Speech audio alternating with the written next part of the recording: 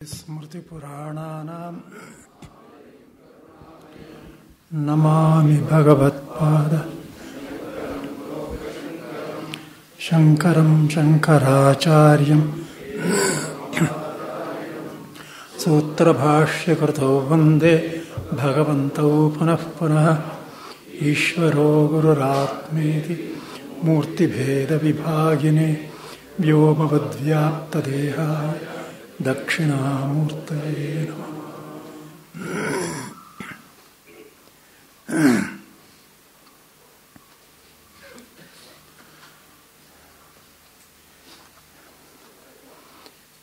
ನಿನ್ನೆಯವರಿಗೆ ಸುಷುಪ್ತಾತ್ಮ ಪ್ರಾಜ್ಞನ್ ಕುರಿತು ಹೇಳಿದ್ದಾಯಿತು. ಆಮೇಲೆ ಅದಕ್ಕೆ ಸಂಬಂಧಪಟ್ಟಂತೆ ಕಾರಿಕೆಗಳನ್ನೂ ನೋಡಿದ್ದಾಯಿತು. ಇಲ್ಲಿ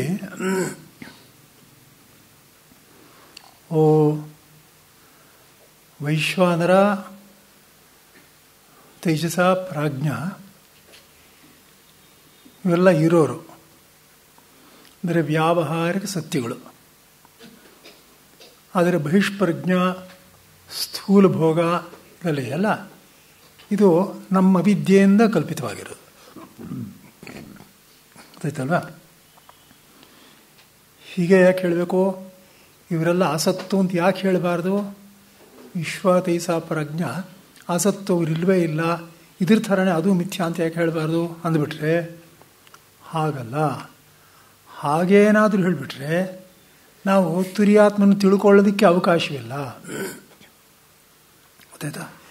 ಯಾವ ರೀತಿ ನಾನು ಬಹಿಷ್ಪ್ರಜ್ಞಾ ಅಂತ ಇಟ್ಕೊಂಡ್ರೆ ಎಲ್ಲೋ ಹೊರಗಡೆ ಹೊರಟೋಗ್ತಾ ಇದ್ದೀನಿ, ಒಳಗಡೆ ಹೋಗೋಕ್ಕಾಗೋದೇ ಇಲ್ಲ.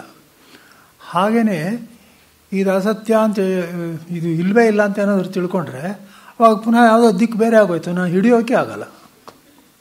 ಅದಲ್ಲ, ಅದರಿಂದ ಇವೆಲ್ಲ ಇದೆ. ಇದೊಂದೂ ಆತ್ಮ ಜಾತಿಗಿಂತ ಬೇರೆಯಲ್ಲ, ತುರಿಯಾತ್ಮನ ಜಾತಿಗಿಂತ ಬೇರೆಯಲ್ಲ.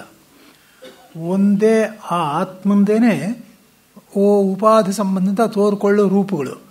ಆದ್ದರಿಂದ ಅದರ ಮುಖಾಂತರನೇ ಹೋಗಬೇಕು, ಬೇರೆ ದಾರಿ ಇಲ್ಲ. ಅಷ್ಟು ಹೇಳಿದೆ. ಅದನ್ನು ಇನ್ನೂ ಚೆನ್ನಾಗಿ ಸ್ಪಷ್ಟ ಮಾಡ್ತಾರೆ ಮುಂದಕ್ಕೆ. ಇವಾಗ ಇಲ್ಲಿ ಚತುರ್ಥ ಪಾದ ಕ್ರಮಪ್ರಾಪ್ತ ವಕ್ತವ್ಯ ಇತ್ಯಾಹ ಅನಾಂತ ಪ್ರಜ್ಞಂ ಇತ್ಯಾದಿನ.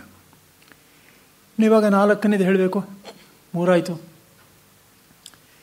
ಇವಾಗ ಇಲ್ಲಿ ಏನು ಹೇಳಿದೆ ಅಂದರೆ ಇದೆಲ್ಲ ಪೂರ್ತಿ ಇದಲ್ಲ ಇದಲ್ಲ ಇದಲ್ಲ ಇದಲ್ಲ ಅಂತ ಹೇಳ್ಕೊಂಡು ಹೋಗ್ತಾ ಇದೆ. ಗೊತ್ತಾಯ್ತಾ? ಇದೆಲ್ಲ ಇದಲ್ಲ ಅಂತ ಹೇಳ್ಕೊಂಡು ಹೋಗಿದ್ದರಿಂದ ಇದೇನಿದು ಬೇರೆ ಥರ ಹೇಳೋಕ್ಕೆ ಸಾಧ್ಯವೇ ಇಲ್ವೇ? ಇದೆ ಅಂತ ಏನೋ ಒಂದು ಹೇಳೋಕ್ಕಾಗಲ್ವೇ ಅಂದರೆ ಹೇಳೋಕ್ಕಾಗ್ತಾ ಇಲ್ಲ. ಅದನ್ನು ವರ್ಣನೆ ಮಾಡ್ತಾರೆ ಇವಾಗ. ಮೊದಲನೇದೇನೆಂದರೆ ಆಕ್ಷೇಪ, ಇದನ್ನು ಈ ಥರ ಇದೆ ಅಂತ ಹೇಳಿದ್ರೆ ನಾವು ಹುಡ್ಕೋದು ಸುಲಭ ಆಗುತ್ತೆ. ಈ ಥರ ಅಂತ ಏನು ಹೇಳಲೇ ಇಲ್ಲ. ಅವು ನೋಡಿ, ಇದು ಬೆಳ್ಳಗಿದೆ, ಈ ಆಕಾರದಲ್ಲಿದೆ, ಹಾಗಿದೆ ಅಂತ ಹೇಳಿದ್ರೆ ನಾವು ಹುಡುಕ್ಬೋದು. ಯಾವುದನ್ನು ಹುಡುಕ್ಬೋದು? ಪ್ರತ್ಯಕ್ಷ ಪ್ರಮಾಣದ ಹುಡುಕ್ಬೋದು. ಅಥವಾ ಇನ್ನೇನೋ ನೋಡಿ, ಇಲ್ಲಿ ನೋಡಿದಿರಲ್ಲ ಹಾಗೇ ಇರುತ್ತೆ ಅದೂ ಅಂದರೆ ಇದ್ರ ಮುಖಾಂತರ ಅದನ್ನು ತಿಳ್ಕೊಳ್ಬೋದು. ಅದು ಬಿಟ್ಬಿಟ್ಟು ಏನು ಹಾಗಲ್ಲ ಹೀಗಲ್ಲ ಹೀಗಲ್ಲ ಅನ್ನೋದನ್ನೇ ಹೇಳ್ತಾ ಇದ್ದೀರಿ, ಅದು ಏನಿಲ್ಲ ಅಂತ ತಾನೇ. ಇವಾಗ ಶೂನ್ಯ ಇದೆ ನೋಡಿ, ಶೂನ್ಯ ಏನು? ಶೂನ್ಯನೂ ಅಷ್ಟೇ, ಇದು ಅಲ್ಲ ಅದು ಅಲ್ಲ ಅದು ಅಲ್ಲ ಏನೂ ಅಲ್ಲ, ಅದು ಶೂನ್ಯದ ವರ್ಣನೆ ಅದೇ ತಾನೆ. ಅದಕ್ಕೋಸ್ಕರ ಇದು ಶೂನ್ಯವಾ? ಇದು ಪ್ರಶ್ನೆ ಗೊತ್ತಾಯ್ತಲ್ವ? ಆದ್ದರಿಂದ ಶೂನ್ಯವ ಅಂತ ಹೇಳಿದ್ರೆ ಹಾಗಲ್ಲ. ಅಂದರೆ ಇದು ನಾವು ಇದಲ್ಲ ಇದಲ್ಲ ಅಂತ ಹೇಳಿದಾಗ ಹೇಳಿರೋದೇನೆಂದರೆ, ನೀನು ಯಾವುದನ್ನು ತಿಳ್ಕೊಳ್ಬೇಕೋ ಅದನ್ನೇ ನೀನು ತಪ್ಪಾಗಿ ತಿಳ್ಕೊಳ್ತಾ ಇದೆಯಾ. ನೀನೇನು ತಿಳ್ಕೊಳ್ಬೇಕಾಗಿದೆಯೋ ಅದನ್ನು ನೋಡ್ತಾ ಇದೆಯಾ, ಆದರೆ ಸರಿಯಾಗಿ ತಿಳ್ಕೊತಾ ಇಲ್ಲ. ನಾನು ಹೇಳಿದ ಗೊತ್ತಾಯ್ತಲ್ಲ? ನೀನು ನಿಜವಾಗ್ಲೂ ತುರಿಯಾತ್ಮನೇ ನೋಡ್ತಾ ಇರೋದು, ಆದರೆ ತುರಿಯಾತ್ಮನು ಹೇಗಿದಾನೋ ಅದನ್ನು ತಿಳ್ಕೊಳ್ತಾ ಇಲ್ಲ. ಯಾತಕ್ಕೆ ತಿಳ್ಕೊಳ್ತಾ ಇಲ್ಲ ಅಂದರೆ ಅದಿನ್ನೇನೋ ಬೇರೆ ರೂಪದಲ್ಲಿ ಕಾಣಿಸ್ಕೊಳ್ತಾ ಇದೆ. ಆ ರೂಪ ಅಲ್ಲ ಅಂತ ಹೇಳಿದ್ರೆ ಸಾಕು. ನೀನು ನೋಡ್ತಾಲೇ ಇದೆಯಾ, ನೀನು ನೋಡ್ತಾ ಇರೋದು ದಿಟ, ನೀನು ನೋಡ್ತಾ ಅದಲ್ಲ, ಅಯ್ಯೋ ಈ ಥರ ಇದೆಯಾ, ಅದೂ ಅಲ್ಲ, ಈ ಥರನಾ, ಅದೂ ಅಲ್ಲ ಅಂತ ಏನೇನು ಅಲ್ಲ ಅಂತ ಹೇಳಿಬಿಟ್ರೆ, ನೀನು ಅದನ್ನೆಲ್ಲ ನೋಡದೆ ಇದ್ದ ಮೇಲೆ ಅವನು ತೂರಿ ಕಂಡೇ ಕಾಣುತ್ತೆ. ನಿಮಗೆ ನಾನು ಹೇಳಿದ ಅರ್ಥ ಆಯ್ತಾ? ನಾನು ನೋಡ್ತಾ ಇರೋದೇ ಅದನ್ನು, ಆದರೆ ಬೇರೆ ರೂಪದಲ್ಲಿ ನೋಡ್ತಾ ಇದ್ದೀನಿ. ಅದಲ್ಲ ಯಾವುದು ಬೇರೆ ರೂಪಗಳು ಅಂತ ನಾನು ತಿಳ್ಕೊಂಡು ನೋಡ್ತಾ ಇದ್ದೀನೋ ಅದೊಂದು ಅಲ್ಲ ಅಂತ ಹೇಳಿದ್ರೆ, ನಾನು ತುರಿ ಮೇಲೆ ನೋಡ್ತಾ ಇದ್ದೀನಿ, ಅದು ಕಂಡೇ ಕಾಣುತ್ತೆ. ಅರ್ಥ ಆಗ್ತಾ ಇದೆಯಾ? ಆ ತುರಿ ಅಂದರೆ ಯಾರು? ಅದು ನಾನೇ ಅಲ್ವೇ? ಅದನ್ನದು ಕಂಡೇ ಕಾಣುತ್ತೆ, ನಾನೇ, ಅದಿಲ್ಲ ಅಂತಲ್ಲ. ಅದೇನೋ ಇನ್ನೊಂದು ವಸ್ತುವಾಗಿದ್ದರೆ ಸಂಶಯ ಬರ್ಬೋದು. ನಾನಿದ್ದೀನಿ ಅಂತ ಯಾರಿಗೆ ಗೊತ್ತಿಲ್ಲ? ಸುಷುಪ್ತಿಯಿಂದ ನಾನಿದ್ದೀನಿ ಅಂತ ಗೊತ್ತಿಲ್ವೇ? ಎಲ್ರಿಗೂ ಗೊತ್ತು. ಆದರೆ ನಾನು ಅಲ್ಲಿ ಹೇಗಿದ್ದೀನೋ ಹಾಗೇ ನೋಡ್ತಾ ಇಲ್ಲ. ಅದನ್ನು ಹೇಗೆ ನೋಡ್ತಾ ಇದ್ದೀನಿ? ಎಚ್ಚರಿಕೆ, ಸ್ವಪ್ನ, ಸುಷುಪ್ತಿ ಅನುಭವಗಳ ಆಧಾರದ ಮೇಲೇ ನೋಡ್ತಾ ಇದ್ದೀನಿ ನಾನು. ಇಲ್ಲ ಅದನ್ನೇ ನೋಡ್ತೀನಿ. ಯಾವುದನ್ನು? ಜಾಗೃತ ಹೀಗೆ ಮಾಡೋನು ಹಿಷ್ಪ್ರಜ್ಞು ಅಂತ ನೋಡ್ತೀನಿ, ಅಥವಾ ಅಂತಃಪ್ರಜ್ಞನು ಪ್ರಯುಕ್ತ ಬುಕ್ ಅಂತ ನೋಡ್ತೀನಿ, ಅಥವಾ ಪ್ರಜ್ಞಾನಗಳು ಏನು ಗೊತ್ತಾಗದೇ ಇರೋನು ಅಂತ ನೋಡ್ತೀನಿ. ಇದೆಲ್ಲ ಎಚ್ಚರಿಕೆ ದೃಷ್ಟಿಯಿಂದ ನೋಡಿರೋದು. ಇದೊಂದು ಅಲ್ಲ, ನೀನು ನೋಡ್ತಾ ಇದೆಯಾ, ಸರಿಯಾಗಿ ನೋಡ್ಕೊ. ನಾನು ಅಂತ ಇದ್ದೀನಲ್ಲ, ನಾನಿದ್ದೀನಿ, ಇದನ್ನು ತೆಗೆದಾಕಿ, ಇದನ್ನು ತೆಗೆದಾಕಿ, ಗೊತ್ತಾಗ್ಬೋದು. ಆಮೇಲೆ ಅದನ್ನು ಪ್ರತ್ಯೇಕವಾಗಿ ತೋರಿಸೋದಕ್ಕೆ ಆಗೋದು ಇಲ್ಲ, ತೋರಿಸ್ಬೇಕಾಗೂ ಇಲ್ಲ. ಪ್ರತ್ಯೇಕ ಅದನ್ನು ತೋರ್ಸೋಕೆ ಆಗೋದು ಇಲ್ಲ, ತೋರಿಸ್ಬೇಕಾಗೂ ಇಲ್ಲ. ತೋರಿಸೋದಕ್ಕೆ ಇದೊಂದೇ ವಿಧಾನ. ಸ್ವಲ್ಪ ಅಂದಾಜು ಬಂತ ಪ್ರತಿಯೊಬ್ಬರಿಗೂ. ಆದ್ದರಿಂದ ಅದನ್ನು ಹೇಳ್ತಾರೆ. ಯಾಕೆಂದರೆ ತೆಗೆದಾಕೋದು ಹೇಗಾಗುತ್ತೆ ಅಂದರೆ, ನೀನು ಯಾವುದನ್ನು ನೋಡಬೇಕೋ ಅದರದ ವಿಕಲ್ಪ ನೀನು ನೋಡ್ತಾ ಇರೋದು, ಅದನ್ನೇ ನೀನು ತಪ್ಪಾಗಿ ನೋಡ್ತಾ ಇದೀಯ ಅಷ್ಟೆ. ಯಾಕೆ ತಪ್ಪಾಗಿ ನೋಡ್ತಾ ಇದ್ದೀನಿ? ಉಪಾಧಿ ಸಂಬಂಧದಿಂದ ಹಾಗೆ ಕಾಣಿಸ್ಕೋತಾ ಇದೆ ಅಷ್ಟೆ. ಗೊತ್ತಾಯ್ತಲ್ಲ? ಅಂದರೆ ಉಪಾಧಿ ಸಂಬಂಧವನ್ನು ಪೂರ್ತಿ ಬಿಟ್ಟು ನೋಡು, ಗೊತ್ತಾಗುತ್ತೆ. ಅದಾ? ಹಾಗಲ್ಲ. ಯಾಕೆಂದರೆ ಹುಸಿಯಾದ ವಿಕಲ್ಪವು ನಿಮಿತ್ತವಿಲ್ಲದೆ ಇರಲಾರದು. ಆಗ ನಾನು ಹಾವು ಅಂತ ನೋಡ್ತಾ ಇದ್ದರೆ, ಹಗ್ಗ ಇದ್ದಿರ ತಾನೆ ಹಾವು ಅಂತ ನೋಡೋದು. ಶೂನ್ಯದಲ್ಲಿ ನಾನು ಹಾವು ಅಂತ ನೋಡ್ತೀನ? ಅಷ್ಟು ಅಲ್ಲ. ಹೋಗಲಿ ನೋಡಿ, ಹಗ್ಗದ ತರಹನೇ ಇರಬೇಕು. ಹಗ್ಗದ ತರಹ ಇಲ್ಲದೆ ಇದ್ರೂ ನೋಡೋಕ್ಕಾಗಲ್ಲ, ನಾನು ನೋಡೋಲ್ಲ. ಇವಾಗ ಅಲ್ಲಿ ಕಲ್ಕೊಂಡು ಇಟ್ಟಿದ್ರೆ ಹಾವು ಅಂತ ನೋಡ್ತೀನ? ನೋಡೋಲ್ಲ. ನಿಮ್ಗೆ ಅರ್ಥವಾಗ್ತಾ ಇದೆಯಾ? ಅಂದರೆ ಏನು? ಹಾವು ಅನ್ನೋದು ಹಗ್ಗದ ಜಾತಿಗೆ ಸೇರಿದ್ದು, ಅದೇ ಜಾತಿ, ಅದೇ ಥರನೇ ಇದೆ, ಆದರೆ ಹಾವಲ್ಲ. ಗೊತ್ತಾಯ್ತಾ? ಹಾಗೇನೆ ಈ ಬಹಿಷ್ಪ್ರಜ್ಞನಲ್ಲ, ಅವನು ಆತ್ಮನ ಜಾತಿನೇ, ಆದರೆ ಬಹಿಷ್ಪ್ರಜ್ಞೆ ಅಲ್ಲ. ಬಹಿಷ್ಪ್ರಜ್ಞೆ ಅಂತ ನೀನು ಕಲ್ಪನೆ ಮಾಡಿದ್ಯಾ. ಯಾಕೆ ಕಲ್ಪನೆ ಮಾಡಿದೆ? ಉಪಾಧಿ ಸಂಬಂಧಿತ. ಐ ಥಿಂಕ್ ಸ್ಪಷ್ಟವಾಗಿರ್ಬೇಕು ಅಂತ ಕಾಣಿಸೋದಲ್ಲಪ್ಪ. ಆದ್ದರಿಂದ ಬೆಳ್ಳಿ, ಹಾವು, ಮನುಷ್ಯ, ಬಿಸಿಲು, ಕುದುರೆ ಮುಂತಾದ ವಿಕಲ್ಪಗಳು ಕಪ್ಪೆ, ಚಿಪ್ಪು, ಹಗ್ಗ, ಮೋಟು ಮರ, ಮರುಭೂಮಿನಲ್ಲಿ ತಾನೇ ಕಾಣುತ್ತೆ. ಅದಕ್ಕೋಸ್ಕರ ಚೆನ್ನಾಗಿ ಜ್ಞಾಪಕ ಇಡಿ, ಇದು ಅದೇ ಜಾತಿ, ಇದು ಅದೇ ಜಾತಿ, ಇದು ಆದ್ದರಿಂದ ಅದೇ ಜಾತಿ ಆದರೆ ಅದು ಇದೆ, ಅದು ವ್ಯಾವಹಾರಿಕ ಸತ್ಯ, ಇಲ್ಲ ಅಂತ ಹೇಳಬಾರ್ದು. ಹಗ್ಗ ಇದೆ, ಹಾವು ಅದೇ ಜಾತಿಗೆ ಸೇರಿದ್ದು. ಜಾತಿ ಅಂದರೆ ನಾನು ಕಚ್ಚುತ್ತಾ ಅಂತ ಹೇಳಬೇಡಿ. ಜಾತಿ ಅಂದರೆ ಅದೇ ಆಕಾರದಲ್ಲಿದೆ, ಸಾದೃಶ್ಯ ಇದೆ, ಆದ್ದರಿಂದ ಅದನ್ನು ಹಾಗೆ ನೋಡ್ತೀವಿ. ಹೌದಾ? ಅದಿಲ್ಲದೆ ಕಲ್ಪಿಸಲಾಗೋದಿಲ್ಲಷ್ಟೇ. ಆದ್ದರಿಂದ ನೀನು ನೋಡ್ತಾ ಇರೋದು ಅದೇ, ಕಲ್ಪನೆ ತೆಗೆದು ಹಾಕಿದ್ರೆ ಸಿಕ್ಕುತ್ತೆ. ಹಾವಲ್ಲ ಅಂತ ತಿಳ್ಕೊಂಡ್ರೆ ಹಗ್ಗ ತಾನೆ. ಹಾಗೆ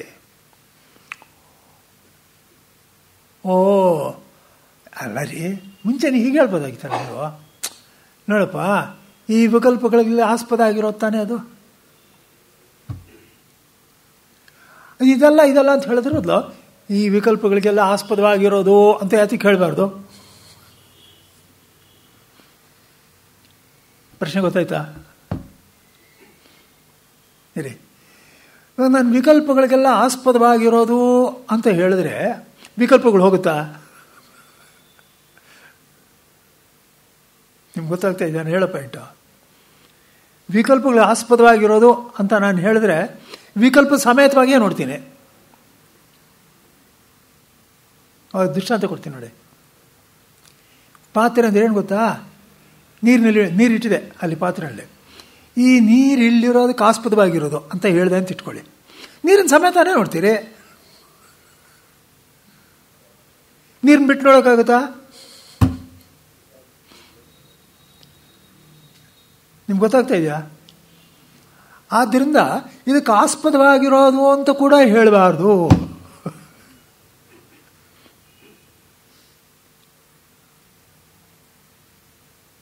ಏನಪ್ಪ ಅರ್ಥವಾಗ್ತಾ ಇದೆ ತಾನಪ್ಪ? ಸ್ಪಷ್ಟವಾಗ್ತಾ ಇದೆಯಲ್ಲೋ ಅಲ್ವಾ? ಯಾಕೆಂದರೆ ಇವಾಗ ನಾನು ವಿಕಲ್ಪವನ್ನು ತೆಗೆದುಹಾಕಬೇಕು, ಗೊತ್ತಾಯ್ತಾ? ಆಸ್ಪದ ಅಂತ ಹೇಳಲೂಬಾರ್ದು. ಎರಡೂ ಇದೆ ಕಂಡೀಷನ್. ಯಾತಕ್ಕೆ ಅಂದರೆ ನೋಡಿ, ನೀರಿನ ತರಹ ಅಂತ ಹೇಳಿದ್ರೆ ನೀರಿನ ಸಮೇತವೇ ನೋಡಿದ್ರು ಕೂಡ ನಾನು ಪಾತ್ರೆ ಅನ್ನೋದು ತಿಳ್ಕೊಬೋದು. ನೀರು ಅದು ನಂಗೆ ಬೇರೆ ಅಂತ ಗೊತ್ತು. ಆಸ್ಪದ ಅಂತ ತಿಳ್ಕೊಳ್ಳಿ, ನೀರೊಂದು ಬೇರೆ ಅಂತ. ಆದ್ದರಿಂದ ನೀರು ಬಿಟ್ಬಿಟ್ಟು ಇದು ನೋಡ್ಬೋದು, ಗೊತ್ತಾಯ್ತಾ? ಯಾಕೆಂದರೆ ನೀರು ಒಂದು ಇರತಕ್ಕಂಥದ್ದು, ನೀರು ಅನ್ನೋದು ಇರತಕ್ಕಂಥದ್ದು. ಆದರೆ ಅದ್ರ ಮುಖಾಂತರ ತಿಳ್ಕೊಬೋದು. ಆದರೆ ಇರತಕ್ಕಂಥದ್ದು ಅಂದ್ರೇನೋ ಪಾತ್ರೆನಲ್ಲಿಲ್ಲದೆ ಇದ್ದರೂ ತನ್ನ ಅಸ್ತಿತ್ವದಲ್ಲಿ ಇದೆ. ಇನ್ನೊಂದ್ಸಲ ಹೇಳ್ತೀನಿ, ಸ್ಪಷ್ಟವಾಗಿ ಕೇಳಿ. ಇವಾಗ ನೀರಿಟ್ಟಿರೋ ಪಾತ್ರೆ ಅಂತ ಹೇಳಿದ್ರೆ ಪಾತ್ರೆ ಅಂತ ತಿಳ್ಕೊತೀವಿ. ಯಾತಕ್ಕೆ ತಿಳ್ಕೊತೀವಿ? ನೀರಿದೆಯಲ್ಲ ಅದು ಪಾತ್ರೆಗೂ ಸಂಬಂಧವಿಲ್ಲ ನಮ್ಗೆ ಗೊತ್ತು, ಆದರೆ ಆಸ್ಪದ ಕೊಟ್ಟಿದೆ ಅಲ್ವಾ? ಇವಾಗ ಸಂಬಂಧವಿಲ್ಲದೆ ಇದ್ದರೂ ಆಸ್ಪದ ಕೊಟ್ಟಿದೆ ತಾನೆ. ಇದು ಅದು ಸಂಬಂಧ ಇದೆ, ಆದರೆ ಅದು ನಿಜವಾಗ್ಲೂ ಇಲ್ಲ, ಉಪಾಧಿ ಸಂಬಂಧಿತ ಬಂದಿದೆ. ಇವಾಗ ವೈಶ್ವಾನರ ಅನ್ನೋದು ಯಾತಿಗೆ ಬಂತು? ನನ್ನ ಎಚ್ಚರಿಕೆ ದೃಷ್ಟಿಯಿಂದ ಇರೋದು, ಎಚ್ಚರಿಕೆ ವ್ಯವಹಾರ ಇಟ್ಕೊಳ್ತಾನೆ ಅಂತ ಹೇಳಿದೆ ನಾನು. ಆದರೆ ನಿಜವಾಗ್ಲೂ ಅದಿಲ್ವಲ್ಲ, ಅಲ್ಲಿ ಇಲ್ಲದೆ ಇರುವಾಗ ಆಸ್ಪದ ತಾನೇ ಹೇಳ್ಬೋದು. ಗೊತ್ತಾಯ್ತು ಇಲ್ವ ನೋಡಿ? ಇವಾಗ ನಿಜವಾಗಲೂ ಆತ್ಮನಲ್ಲಿ ನಿಜವಾಗಲೂ ವ್ಯವಹಾರ ಇದೆಯಾ? ಇಲ್ಲ, ಆದ್ಮೇಲೆ ವ್ಯವಹಾರವಿಲ್ಲ. ಇವಾಗ ಪಾತ್ರೆಯಲ್ಲಿ ಅದನ್ನ ಇಟ್ಕೊಂಡಿರೋದು ಅನ್ನೋದು ವ್ಯವಹಾರ ಇದೆಯೋ ಇಲ್ವೋ? ಆದ್ದರಿಂದ ಆಸ್ಪದ ಅಂತ ಹೇಳಿದಾಗ ನಿಜವಾಗಲೂ ಆಸ್ಪದವೇ ಆಗಿರಬೇಕದು. ಆದರೆ ಹಾಗಲ್ಲ, ನಾನು ಉಪಾಧಿ ಸಂಬಂಧ ನಾನು ಮಾಡಿರೋ ಕಲ್ಪನೆ. ಅರ್ಥವಾಗ್ತಾ ಇದೆಯಾ? ಅದನ್ನೇ ಹೇಳ್ತಾರೆ ಇಲ್ಲಿ. ಸತ್ತು ಅಸತ್ತು ಅಂತೆಲ್ಲ ವಿಂಗಡಿಸಿದ್ದಾರೆ. ನೀವು ಅರ್ಥ ಮಾಡ್ಕೊಂಡಿದ್ರೆ ಸಾಕದು, ಗೊತ್ತಾಯ್ತಾ? ಮತ್ತು ಇನ್ನೇನು ಅಂದರೆ, ಹೋಗಲಿ ಅದು ಆಗಲ್ಲ ಅಂದರೆ ಈ ತುರಿಯನು ಇನ್ಯಾವ ಪ್ರಮಾಣಕ್ಕೂ ಸಿಗೋದೂ ಇಲ್ಲ, ಗೊತ್ತಾಯ್ತಾ? ಯಾದಕ್ಕೆ ಸಿಗೋದಿಲ್ಲ ಅಂದರೆ ನೋಡಿ, ಆತ್ಮನಲ್ಲಿ ಯಾವ ಉಪಾಧಿನೂ ಇಲ್ಲ. ನಿಜವಾಗಲೂ ಹೊರಗಡೆ ಇದೆ ವಸ್ತುಗಳು, ಇಲ್ಲಿ ಕಣ್ಣಿದೆ ನೋಡ್ತಾ ಇದೆ ಅನ್ನೋದು ಎಲ್ಲನೂ ಆತ್ಮನಲ್ಲೇ ಇದ್ದಿದ್ದರೆ ಅವಾಗ ತಿಳ್ಕೊಬೋದಾಗಿತ್ತು. ಆತ್ಮನಲ್ಲಿಲ್ಲ. ನಿಮ್ಗೆ ಗೊತ್ತಾಗ್ತಿದೇನಪ್ಪ? ಜಗತ್ತು ಅನ್ನೋದು ಆತ್ಮನಲ್ಲಿಲ್ಲ. ಇದಿಲ್ಲದೆ ಆದ್ಮೇಲೆ ಆ ವ್ಯವಹಾರವೂ ಇಲ್ಲ.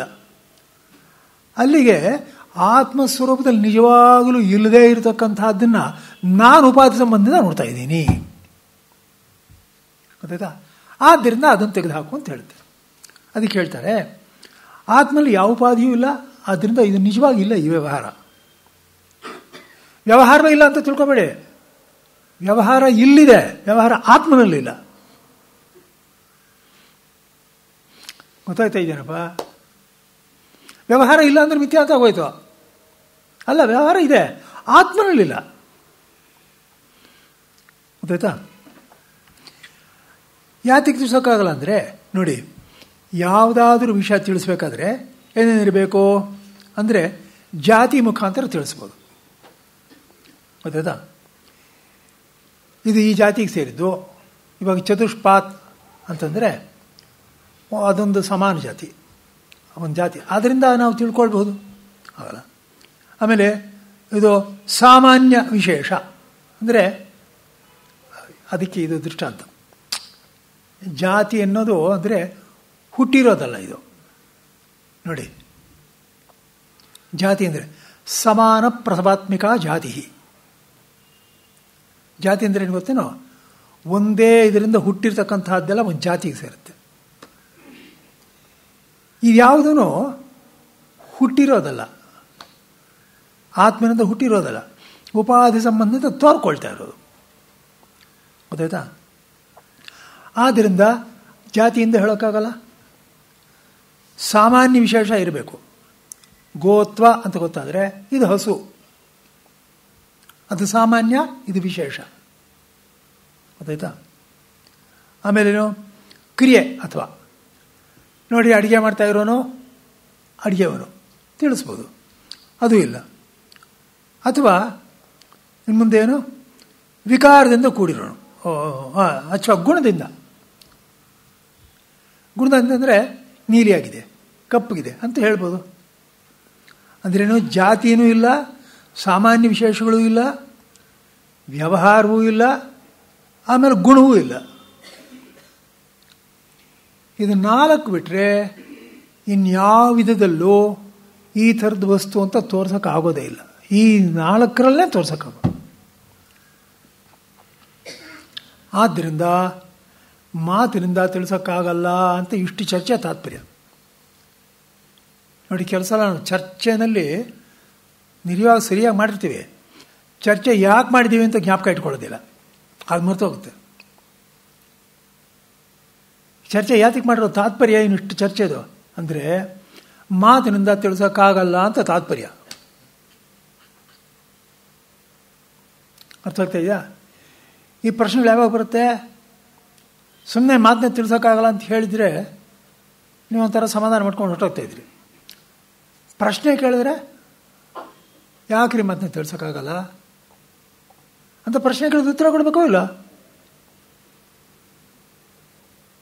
ಅದಲ್ಲ, ಅದಕ್ಕೋಸ್ಕರ ಆ ಚರ್ಚೆ ಮಾಡೋದು. ಅರ್ಥಾಯ್ತಾ? ಇವಾಗ ಇನ್ನು ಮುಂದೆ ಪ್ರಶ್ನೆ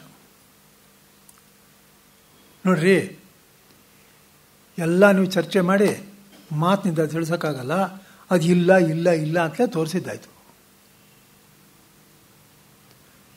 ಯಾವುದು ಇಲ್ಲ ಇಲ್ಲ ಇಲ್ಲ ಅಂದಮೇಲೆ ಅದರಿಂದ ಪ್ರಯೋಜನವೂ ಇಲ್ಲ ಅಲ್ವಾ? ಯಾಕೆ ಅಂದರೆ ಪ್ರಯೋಜನ ಅನ್ನೋದು ಯಾವುದಾದ್ರು ಇರೋದರಿಂದ ತಾನೇ ಪ್ರಯೋಜನ ಉಂಟಾಗಬೇಕು. ಇಲ್ಲ, ಇದು ಅಲ್ಲ, ಅದು ಅಲ್ಲ, ಏನು ಅಲ್ಲ, ಪ್ರಯೋಜನ ಏನದು? ಅರ್ಥ ಆಯ್ತಲ್ಲ? ಹಾಗಾದರೆ ಮೊಲದ ಕೊಂಬು ಮುಂತಾದವುಗಳಂತೆ ನಿಷ್ಪ್ರಯೋಜನವೆಂದಾಯಿತು. ಮೊಲದ ಕೊಂಬು ಅನ್ನೋದು ಇಲ್ವೂ ಇಲ್ಲ. ಹಾಗಲ್ಲ. ಏನಪ್ಪ ಇರೋದು ಅಂದರೆ, ಇವಾಗ ಯಾವುದೋ ಇನ್ನೊಂದು ವಸ್ತು ಅಲ್ಲ, ಇದು ನಾನೇ. ಇವಾಗ ನಾನಿದೊಂದು ಅಲ್ಲ, ಇದೊಂದು ಅಲ್ಲ, ಇದೊಂದು ಅಲ್ಲ ಅಂತ ಹೇಳಿದ್ಮೇಲೆ ನಾನೇನು ತಿಳ್ಕೊಂಡೆ ಅಂದರೆ, ಅಯ್ಯೋ ಪರಮಾಶ್ಚರ್ಯವಾಗೋಯ್ತು. ನಾನು ಗೊತ್ತಲ್ಲ, ಏನಂತ ಗೊತ್ತಿರಲಿಲ್ಲ, ನನ್ನ ಅಸ್ತಿತ್ವದಲ್ಲಿ ನಂಗೆ ಅನುಮಾನವಿಲ್ಲ. ಅಯ್ಯೋ, ನಾನು ಬಹಿಷ್ಪ್ರಜ್ಞಾ ಸ್ಥೂಲ ಬುಕ್ ಅಂದ್ಕೊಂಡು ಎಲ್ಲ ಓಡ್ತಾ ಇದ್ನಲ್ಲ, ಅದಲ್ಲಿ ಸಿಗುತ್ತೆ, ಇಲ್ಲಿ ಸಿಕ್ಕತ್ತೆ, ಅದು ಸಿಕ್ಕತ್ತೆ ಅಂತ ಹೋಗ್ತಾ ಇದ್ನಲ್ಲ. ಅಯ್ಯೋ, ಅದು ನಾನು ನಡ್ಸ್ಕೊಂಡ್ಬರ್ತಾ ಇದ್ದೆ ಅಂತ ಓಡ್ ಹೋಗ್ತಾ ಇದ್ನಲ್ಲ. ಛೇ ನಿಷ್ಪ್ರಜ್ಞೆ ಅಲ್ವ, ಬಹಿಷ್ಪ್ರಜ್ಞೆನೇ ಅಲ್ವಲ್ಲ. ಅಲ್ಲಿಗೆ ನನ್ನ ಜಾಗೃತ ವ್ಯವಹಾರದಲ್ಲಿ ಅರ್ಥವೇ ಇಲ್ಲ. ನನಗೋಸ್ಕರ ಅಂತ ನಾನೇನು ಮಾಡ್ತಾ ಇದ್ನೋ ಒಂದು ಅರ್ಥವಿಲ್ಲದ್ದು. ಯಾಕೆಂದ್ರೆ ಇದೊಂದು ನಂಗೆ ಅಂಟಿದ್ದೇ ಅಲ್ಲ, ಅಲ್ಲಿರೋ ಸುಖ ದುಃಖ ಕೂಡ ನಂಗೆ ಅಂಟಿದ್ದಲ್ಲ. ನೋಡಿ, ಸುಖ ದುಃಖ ಎಲ್ಲಿ ಗೊತ್ತಾಗುತ್ತೆ? ಬುದ್ಧಿನಲ್ಲಿ ತಾನೇ ಗೊತ್ತಾಗುತ್ತೆ. ನನಗೂ ಬುದ್ಧಿಗೂ ಸಂಬಂಧವಿಲ್ಲ, ಅಂತಃಪ್ರಜ್ಞೆನೂ ಅಲ್ಲ ನಾನು. ನನಗೂ ಬುದ್ಧಿಗೂ ಸಂಬಂಧ ಇದ್ದರೆ ಅಂತಃಪ್ರಜ್ಞೆ ಆಗಬೇಕಾಗಿತ್ತೋ ಇಲ್ವಾ? ನಾನು ಅಂತಃಪ್ರಜ್ಞೆನೂ ಅಲ್ಲ, ಅಲ್ಲಿಗೆ ನನಗೂ ಬುದ್ಧಿಗೂ ಸಂಬಂಧವಿಲ್ಲ ಅಂತ ಆಗೋಯ್ತು. ನಾನು ಭಯ ಯಾಕೆ ಪಡಬೇಕು, ಸುಖ ಯಾಕೆ ಪಡಬೇಕು, ದುಃಖ ಯಾಕೆ ಪಡಬೇಕು? ಸುಖ ದುಃಖೇ ಸಮಯ ಕೃತ್ವ ಲಾಭಾಲಾಭೌ ಜಯಾಜಯೋ. ಗೊತ್ತಾಯ್ತು ಏನಪ್ಪ? ನೋಡಿ, ಬಹಿಷ್ಪ್ರಜ್ಞಾ ಅಲ್ಲ ಅಂತ ಹೇಳಿದ್ರಿಂದ ಗೊತ್ತಾಯ್ತಾ, ಸುಖ ದುಃಖಗಳು ನನಗಾಗ್ತಾ ಇಲ್ಲ ಅಂತ ಗೊತ್ತಾಯ್ತು. ನನಗೆ ಅಂದ್ರೆ ಯಾರಿಗೆ? ಮೈಗೆ ಪೆಟ್ಟು ಬೀಳಲಿಲ್ಲ, ಅದು ಇದು ಅಂತ ಬಂತು. ಅಂತಃಪ್ರಜ್ಞಾ ಅಲ್ಲ ಅಂದರೆ ಒಳಗಡೆ ಅನುಭವಕ್ಕೆ ಬರ್ತಾ ಇರ್ತಕ್ಕಂಥ ಅದು ಒಂದು ಇಲ್ಲ ಅಂತ ಹೋಯ್ತು. ಬಹಿಷ್ಪ್ರಜ್ಞಾ ಅಲ್ಲ ಅಂದರೆ ಈ ಬಂಧುಗಳು ಇಲ್ಲ, ಸ್ನೇಹಿತರು ಇಲ್ಲ, ಶತ್ರುಗಳು ಇಲ್ಲ, ಏನೂ ಇಲ್ಲ. ಅಂತಃಪ್ರಜ್ಞಾ ಅಲ್ಲ ಅಂದರೆ ಸುಖ ಇಲ್ಲ, ದುಃಖ ಇಲ್ಲ, ಮೋಹ ಇಲ್ಲ, ಏನೂ ಇಲ್ಲ ಅಂತ ಆಗೋಯ್ತು. ಆಮೇಲೇನೋ ನಾನು ಪ್ರಜ್ಞಾನೂ ಅಲ್ಲ ಅಂದರೆ ನಾನು ನಿದ್ದೆ ಮಾಡೋನೂ ಅಲ್ಲ, ನನಗೇನು ಗೊತ್ತಾಗಲಿಲ್ಲ ಅಂತ ಅಲ್ಲ. ನನಗೇನು ಗೊತ್ತಾಗಲಿಲ್ಲ ಅನ್ನೋದೇ ನಿಜವಾಗಿದ್ದಿದ್ರೆ ನಾನು ಸುಖವಾಗಿ ನಿದ್ದೆ ಮಾಡಿದೆ ಅನ್ನೋದು ಹೇಗೆ ಗೊತ್ತಾಯ್ತು ನಿಮಗೆ? ಯಾರೂ ನಮ್ಮನ್ನು ವಿಶ್ಲೇಷಣೆ ಮಾಡ್ಕೊಳ್ಳಲ್ಲ. ಒಂದೂ ಗೊತ್ತಾಗಲಿಲ್ಲ, ಏನು ಕಿಂಚಿತ ವೇದಿಶಂ ಅಂತ ಮಾತಾಡ್ತೀವಿ. ಗೊತ್ತಾಗಲಿಲ್ಲ ಅನ್ನೋದು ಹೇಗೆ ಗೊತ್ತಾಯ್ತು? ಅರ್ಥ ಆಗ್ತಾ ಇದೆ ನಿಮಗೆ? ಸುಖಪಟ್ಟೆ, ಸುಖವಾಗಿದೆ ಅಂತ ಹೇಗೆ ಗೊತ್ತಾಯ್ತು? ಇದು ಒಂದು ಅಲ್ಲ ಅಂತಂದ್ರೆ ಏನಾಯಿತು ಅಂದರೆ ಅಲ್ಲಿಗೆ ಅಯ್ಯೋ ನಾನು ಯಾವಾಗಲೂ ಒಂದೇ ಥರ ಇದ್ದೀನಿ, ಗೊತ್ತಾಗಲಿಲ್ಲ ಅನ್ನೋದು ಇಲ್ಲ, ಗೊತ್ತಾಗೋದು ಅನ್ನೋದು ಇಲ್ಲ, ನಾನು ಪಾಡಿಗೆ ನಾನಿದ್ದೀನಿ ಅಷ್ಟೇ ಅಂತ ಗೊತ್ತಾಗುತ್ತಾ ಇಲ್ಲ? ಆದ್ದರಿಂದ ಇದೊಂದು ನಾನಲ್ಲ ಅಂತ ಹೇಳಿದ್ರಿಂದ ಏನೋ ಸುಮ್ಮನೆ ಹೇಳಿದ್ದಾರೆ ಕೇಳ್ಕೊಂಡು ಹೋಗೋದು ಅಂತಲ್ಲ, ಮಹಾಲಾಭ ಇದೆ. ಅರ್ಥವಾಯ್ತಾ? ಆದ್ದರಿಂದ ಎಲ್ಲ ಉಪನಿಷತ್ತುಗಳು ಅದನ್ನೇ ಹೇಳ್ತಾ ಇದೆ. ತತ್ವಮಸಿ ಅಂತ ಹೇಳುತ್ತೆ, ಅಯಮಾತ್ಮ ಬ್ರಹ್ಮ ಅಂತ ಹೇಳ್ತಾ ಇದೆ, ಅದೇ ತತ್ಸತ್ಯಂ ಸ ಆತ್ಮ ಅಂತ ಹೇಳ್ತಾ ಇದೆ, ಎಸ್ ಸಾಕ್ಷಾತ್ ಅಪರೋಕ್ಷಾತ್ ಬ್ರಹ್ಮ ಯಾ ಸರ್ವಾಂತರಾತ್ಮ ಅಂತ ಹೇಳ್ತಾ ಇದೆ, ಸಬಾಹ್ಯ ಅಭ್ಯಂತರ ಶುಚಿ ಅಂತ ಹೇಳ್ತಾ ಇದೆ. ಇವೆಲ್ಲವೂ ಆತ್ಮನೇ ಅಂತ ಹೇಳ್ತಾ ಇದೆ. ಎಲ್ಲವೂ ಉಪಾಧಿ ಅಂತ ಇಟ್ಕೊಂಡಿದ್ದೀನಿ ನಾನು ಇಲ್ಲಿವರೆಗೆ ಇಟ್ಕೊಂಡಿದ್ದೀನಿ. ಅದು ಯುಷ್ಮತ್ ಪ್ರತ್ಯಗೋಚರ, ನಾನು ಅಸ್ಮತ್ ಪ್ರತ್ಯಗೋಚರ ಅಂತ ಇಟ್ಕೊಂಡಿದ್ದೀನಿ. ಅಸ್ಮತ್ತು ಇಲ್ಲ, ಯುಷ್ಮತ್ತು ಇಲ್ಲ, ಎರಡೂ ನೀನೇ. ಗೊತ್ತಾಯ್ತಾ?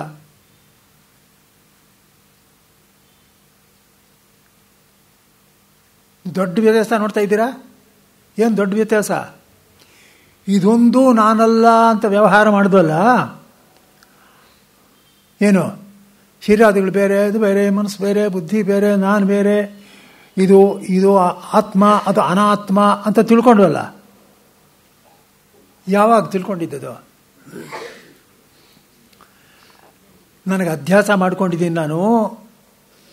ನಿಜವಾಗ್ಲೂ ನಿಂಗೆ ಸಂಬಂಧವಿಲ್ಲದೆ ಇದ್ದರೂ ನಿಮ್ಮ ಅಧ್ಯಾಸ ಮಾಡ್ಕೊಂಡಿದೀಯಾ ಅಂತ ತಿಳಿಸೋದಕ್ಕೋಸ್ಕರ ಹೇಳಿರೋದು. ಒಂದ್ಸಲ ಹೇಳ್ತೀನಿ ನೋಡಿ. ಅಧ್ಯಾಸ ಏನು ಅಂತ ಹೇಳುವಾಗ ಏನು ಹೇಳ್ದಲ್ಲ ಭಾಷ್ಯಕಾರರು, ಅದು ಯುಷ್ಮತ್ ಪ್ರತ್ಯಗೋಚರ, ಇದು ಅಸ್ಮತ್ ಪ್ರತ್ಯಗೋಚರ. ಅದು ವಿಷಯ, ಇದು ವಿಷಯಿ. ಅದು ತಮಸ್ಸು, ಇದು ಕತ್ಲು. ಅದು ಭೋಜ್ಯ, ಇದು ಭೋಕ್ತ. ಏನೆಯಾ ಅದು ಇದು ನೀವು ಒಂದಾಗಕ್ಕಾಗುತ್ತೇನೆಯ? ಈ ಶರೀರ ನೀನು ಅಂತ ಅನ್ಕೊಡ್ತಾ ಇದೆಯಲ್ಲ, ತಪ್ಪಲ್ವೇ ಅದು? ಆಮೇಲೆ ನೋಡ್ಕೊ ನೀನೆ, ಅಲ್ಲೇನು ಸಂಬಂಧ ಇದೆಯಾ ಸುಷುಪ್ತಿನಲ್ಲಿ? ಚೆನ್ನಾಗಿ ನೆನಪಿಡಿ. ಅಧ್ಯಾಸವನ್ನು ಚರ್ಚೆ ಮಾಡುವಾಗ ಜಾಗೃತ, ಸ್ವಪ್ನ, ಸುಷುಪ್ತಿ ಮೂರು ಇಟ್ಕೊಂಡೇ ಚರ್ಚೆ ಮಾಡಿದ್ರೆ ಅಧ್ಯಾಸ ಅನ್ನೋ ಸುಲಭವಾಗಿ ಗೊತ್ತಾಗುತ್ತೆ. ಅಧ್ಯಾಸ ಅಲ್ಲಿಗೆ ನಿಂತೋಯ್ತು.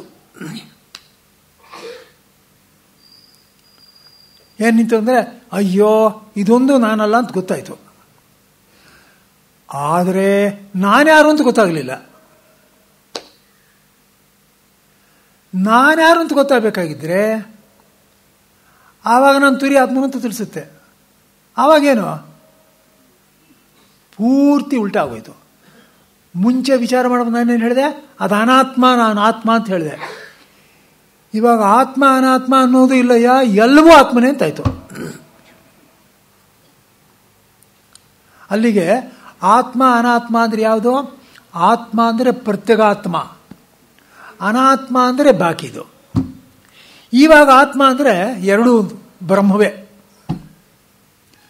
ಮುಂಚೆ ನಾವು ಉಪಯೋಗಿಸೋ ಆತ್ಮಶಬ್ದಕ್ಕೂ ಇವಾಗ ನಾವು ಉಪಯೋಗಿಸ್ತಾ ಇರೋ ಆತ್ಮಶಬ್ದಕ್ಕೂ ವ್ಯತ್ಯಾಸ ನೋಡಿ, ದೊಡ್ಡ ವ್ಯತ್ಯಾಸ. ಈಗ ಆತ್ಮನ ಅನ್ನೋದ್ರೆ ಬ್ರಹ್ಮವು, ಮುಂಚೆ ಆತ್ಮ ಅಂದರೆ ಪ್ರತ್ಯೇಕಾತ್ಮ. ಅಧ್ಯಾಸ ಕಾಲದಲ್ಲಿ ಆತ್ಮ ಆತ್ಮ ಅಂತ ಯಾವುದನ್ನು ಹೇಳ್ತಾ ಇತ್ತೋ ಅದು ಪ್ರತ್ಯೇಕಾತ್ಮ. ಆಮೇಲೆ ಬ್ರಹ್ಮ. ಇವಾಗ ಆತ್ಮಶಬ್ದ ಬಿಟ್ಬಿಡಿ,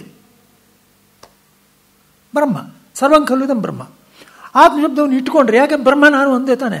ಇವಾಗ ಆತ್ಮಶಬ್ದ ಇಟ್ಕೊಂಡ್ರೆ ಆತ್ಮೈವೇದಂ ಸರ್ವ. ಚೆನ್ನಾಗಿ ಗೊತ್ತಾಗ್ತಾ ಇದೆಯಾ?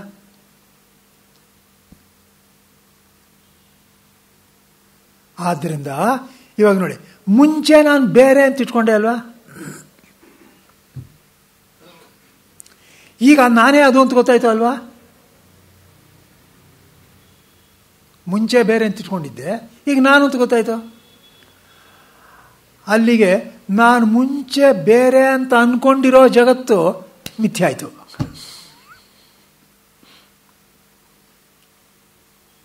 ಯಾಕೆ ಹೇಳಿ?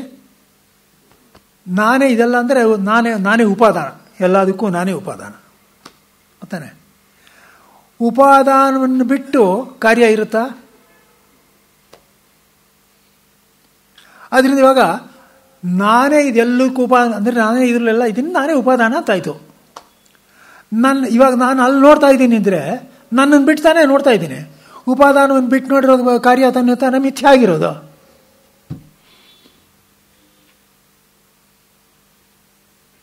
ಅರ್ಥ ಆಗ್ತಾ ಇದೆಯಾ?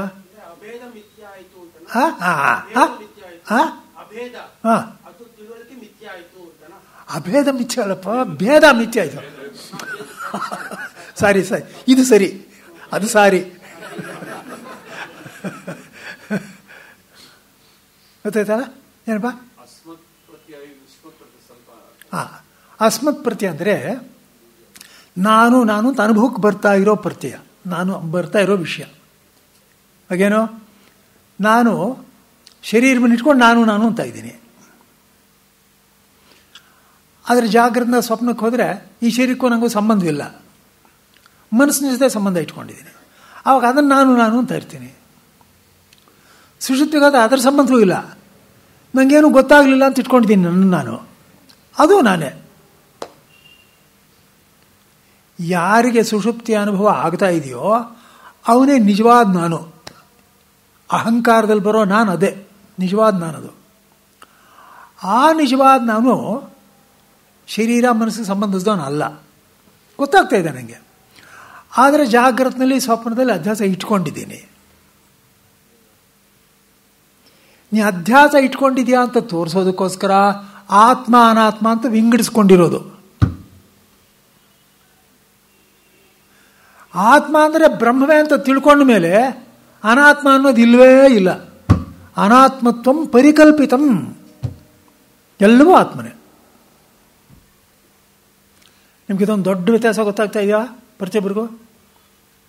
ನೋಡಿಪ್ಪ, ಮುಖ್ಯವಾದ ನೆನ್ಪಿಡಿ, ಆತ್ಮ ಅನಾತ್ಮ ಅನ್ನೋ ವಿವೇಕ. ಆವಾಗ ಯಾಕೆ ವಿವೇಕ ಅಂದ್ರೇನು? ನಾನು ಸಂಬಂಧ ಇಲ್ಲದೇ ಇದ್ದರೂ ಸಂಬಂಧ ನೋಡ್ತಾ ಇದ್ದೀನಲ್ಲ ಅಂತ ಈ ಮೌಢ್ಯ ಬಿಡಿಸೋದಕ್ಕೋಸ್ಕರ ಮಾಡಿರೋ ವಿವೇಚನೆ. ಇವಾಗ ನನ್ನ ಸ್ವರೂಪವನ್ನು ತಿಳಿಸೋದಕ್ಕೆ ಮುಂದಕ್ಕೆ ಹೋಗುತ್ತೆ. ನನ್ನ ಸ್ವರೂಪ ತಿಳಿಸಿದ್ರೆ ಆವಾಗ ಅಧ್ಯಾಸ ಹೋಗುತ್ತೆ. ಇಲ್ದಿದ್ರೆ ನಾನು ಬೇರೆ ಅಂತ ತಿಳ್ಕೊಂಡಿದ್ದರೂ ಕೂಡ ಅಧ್ಯಾಸ ಹೋಗಲ್ಲ. ನಾನು ಬೇರೆ ಅಂತ ತಿಳ್ಕೊಂಡ್ರೆ ಅಧ್ಯಾಸ ಹೋಗಲ್ಲ. ನಾನು ಏನಂತ ಗೊತ್ತಾಗಬೇಕು. ಏನಂತ ಹೇಳ್ತು?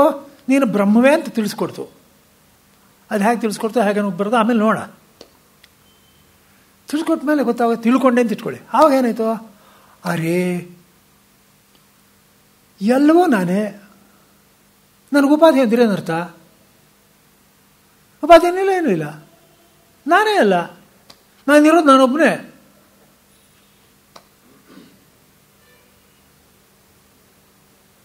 ಅಲ್ಲಿಗೆ ನೋಡಿ, ಎಲ್ಲ ಶಾಸ್ತ್ರವಾಕ್ಯಗಳು ಸಮನ್ವಯವಾಗೋಯ್ತು. ಇದನ್ನೇ ಸರ್ವಾತ್ಮ ಭಾವ ಅನ್ನೋದು. ಎಲ್ಲವೂ ನಾನೇ ಅಂತ ತಿಳ್ಕೊಳ್ಳೋದು. ಆದ್ದರಿಂದ ಎಲ್ಲವೂ ನಾನೇ ಅಂತ ತಿಳ್ಕೊಂಡಾದಮೇಲೆ ಭಯ ಇತ್ಯಾದಿಗಳೊಂದೂ ಇರೋಲ್ಲ. ಆದ್ದರಿಂದ ಇದು ನಾನಲ್ಲ ಅಂತ ಹೇಳಿದ್ರಿಂದ ಏನು ಗೊತ್ತಾಯಿತು? ಉಪಾಧಿ ಅನ್ನೋ ಕಲ್ಪನೆ ಹೋಯಿತು, ನಾನೇ ಅದು ಅಂತ ಗೊತ್ತಾಯಿತು.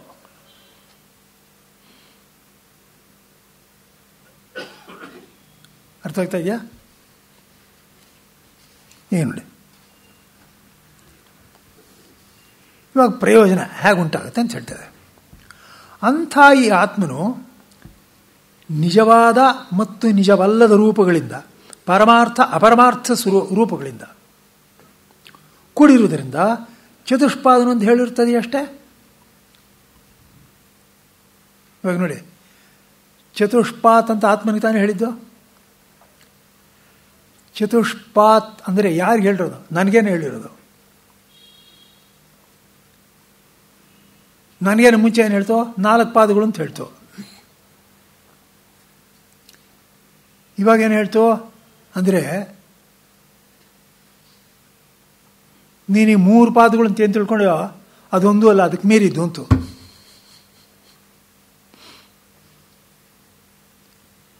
ಏನಪ್ಪ ಗೊತ್ತಾಗ್ತಾ ಇದೆಯಲ್ಲಪ್ಪ? ಇನ್ನು ಗೊತ್ತಾಗದೇ ಇದ್ದೀನಿ ಒಂದು ಕೈ ಎತ್ತಬೇಕಷ್ಟೇ. ಇವಾಗ ನೋಡಿ, ಇವಾಗ ಚತುಷ್ಪಾತ್ ಅಂತ ತಾನೇ ಹೇಳಿದ್ದು. ಚತುಷ್ಪಾತ್ ಅಂದ್ರೇನು? ಜಾಗೃತ, ಸ್ವಪ್ನ, ಸುಷುಪ್ತಿ ಇದು ಇರತಕ್ಕಂಥ ವೈಶ್ವಾನರ, ತೈಸ, ಪ್ರಾಜ್ಞ ಸೇರಿದೆ. ಆಮೇಲೆ ತುರಿಯ ಅಂತ. ಇವಾಗ ನಾನು ಇದಲ್ಲ ಅಂತ ಹೇಳಿದ್ಮೇಲೆ ತುರಿಯ ಮಟ್ಟಿಗೆ ಆಗಿಬಿಟ್ಟೆ. ಆ ತುರಿಯ ಅನ್ನೋದನ್ನು ತೆಗೆದುಹಾಕೋಕ್ಕಾಗಲ್ಲ. ಅರ್ಥ ಆಯ್ತಾ? ತೆಗೆದುಹಾಕಿರೋದು ಯಾವುದು?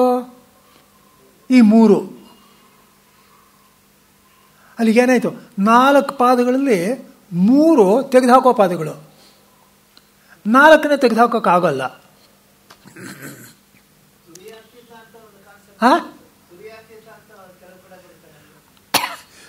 ಆ ಪದ ಇಲ್ಲೆಲ್ಲೂ ಬರೋಲ್ಲ, ಶಾಸ್ತ್ರಲ್ಲೂ ಬರೋಲ್ಲ. ಯಾರೋ ಕೆಲವು ಪ್ರಕರಣ ಗ್ರಂಥಗಳು ಹಾಗೆ ಉಪಯೋಗಿಸಿದ್ದಾರೆ ಅಷ್ಟೆ. ಗೊತ್ತಾಯ್ತಾ? ಇವಾಗ ಇಲ್ಲಿ ನೋಡಿ, 4 ಪಾದಗಳು ಅಂತ ಹೇಳ್ತಾ ಇಲ್ವಾ? ಅದ್ರಲ್ಲಿ 3 ಪಾದ ಇವಾಗ ತೆಗೆದುಹಾಕಬೇಕು ಅಂತ ಆಯ್ತೋ ಇಲ್ವಾ? ಯಾವುದನ್ನು ತೆಗೆದುಹಾಕ್ತೀವೋ ಅದು ಅಪರಮಾರ್ಥ, ಯಾವುದನ್ನು ತೆಗೆದುಹಾಕೋಕ್ಕಾಗದೆ ಉಳ್ಕೊಳ್ಳುತ್ತೋ ಅದು ಪರಮಾರ್ಥ. ಗೊತ್ತಾಯ್ತಾ ಇವಾಗ? ಆದ್ದರಿಂದ ಚತುಷ್ಪಾತ್ ಅಂತ ಹೇಳಿದಾಗ ಪರಮಾರ್ಥ ಅಪರಮಾರ್ಥ ಎರಡೂ ಬೆರೆತುಕೊಂಡಿದೆ. ಆವಾಗ ಹೇಳ್ತಾ ಇರೋದು ಚತುಷ್ಪಾತ್ ಅಂತ. ಅಪರಮಾರ್ಥವಾದನ್ನು ತೆಗೆದುಹಾಕಿದ್ರೆ ಪರಮಾರ್ಥವಾಗಿರೋದು ಒಂದೇ ಉಳಿತಾ ಇದೆ. ಗೊತ್ತಾಯ್ತಾ?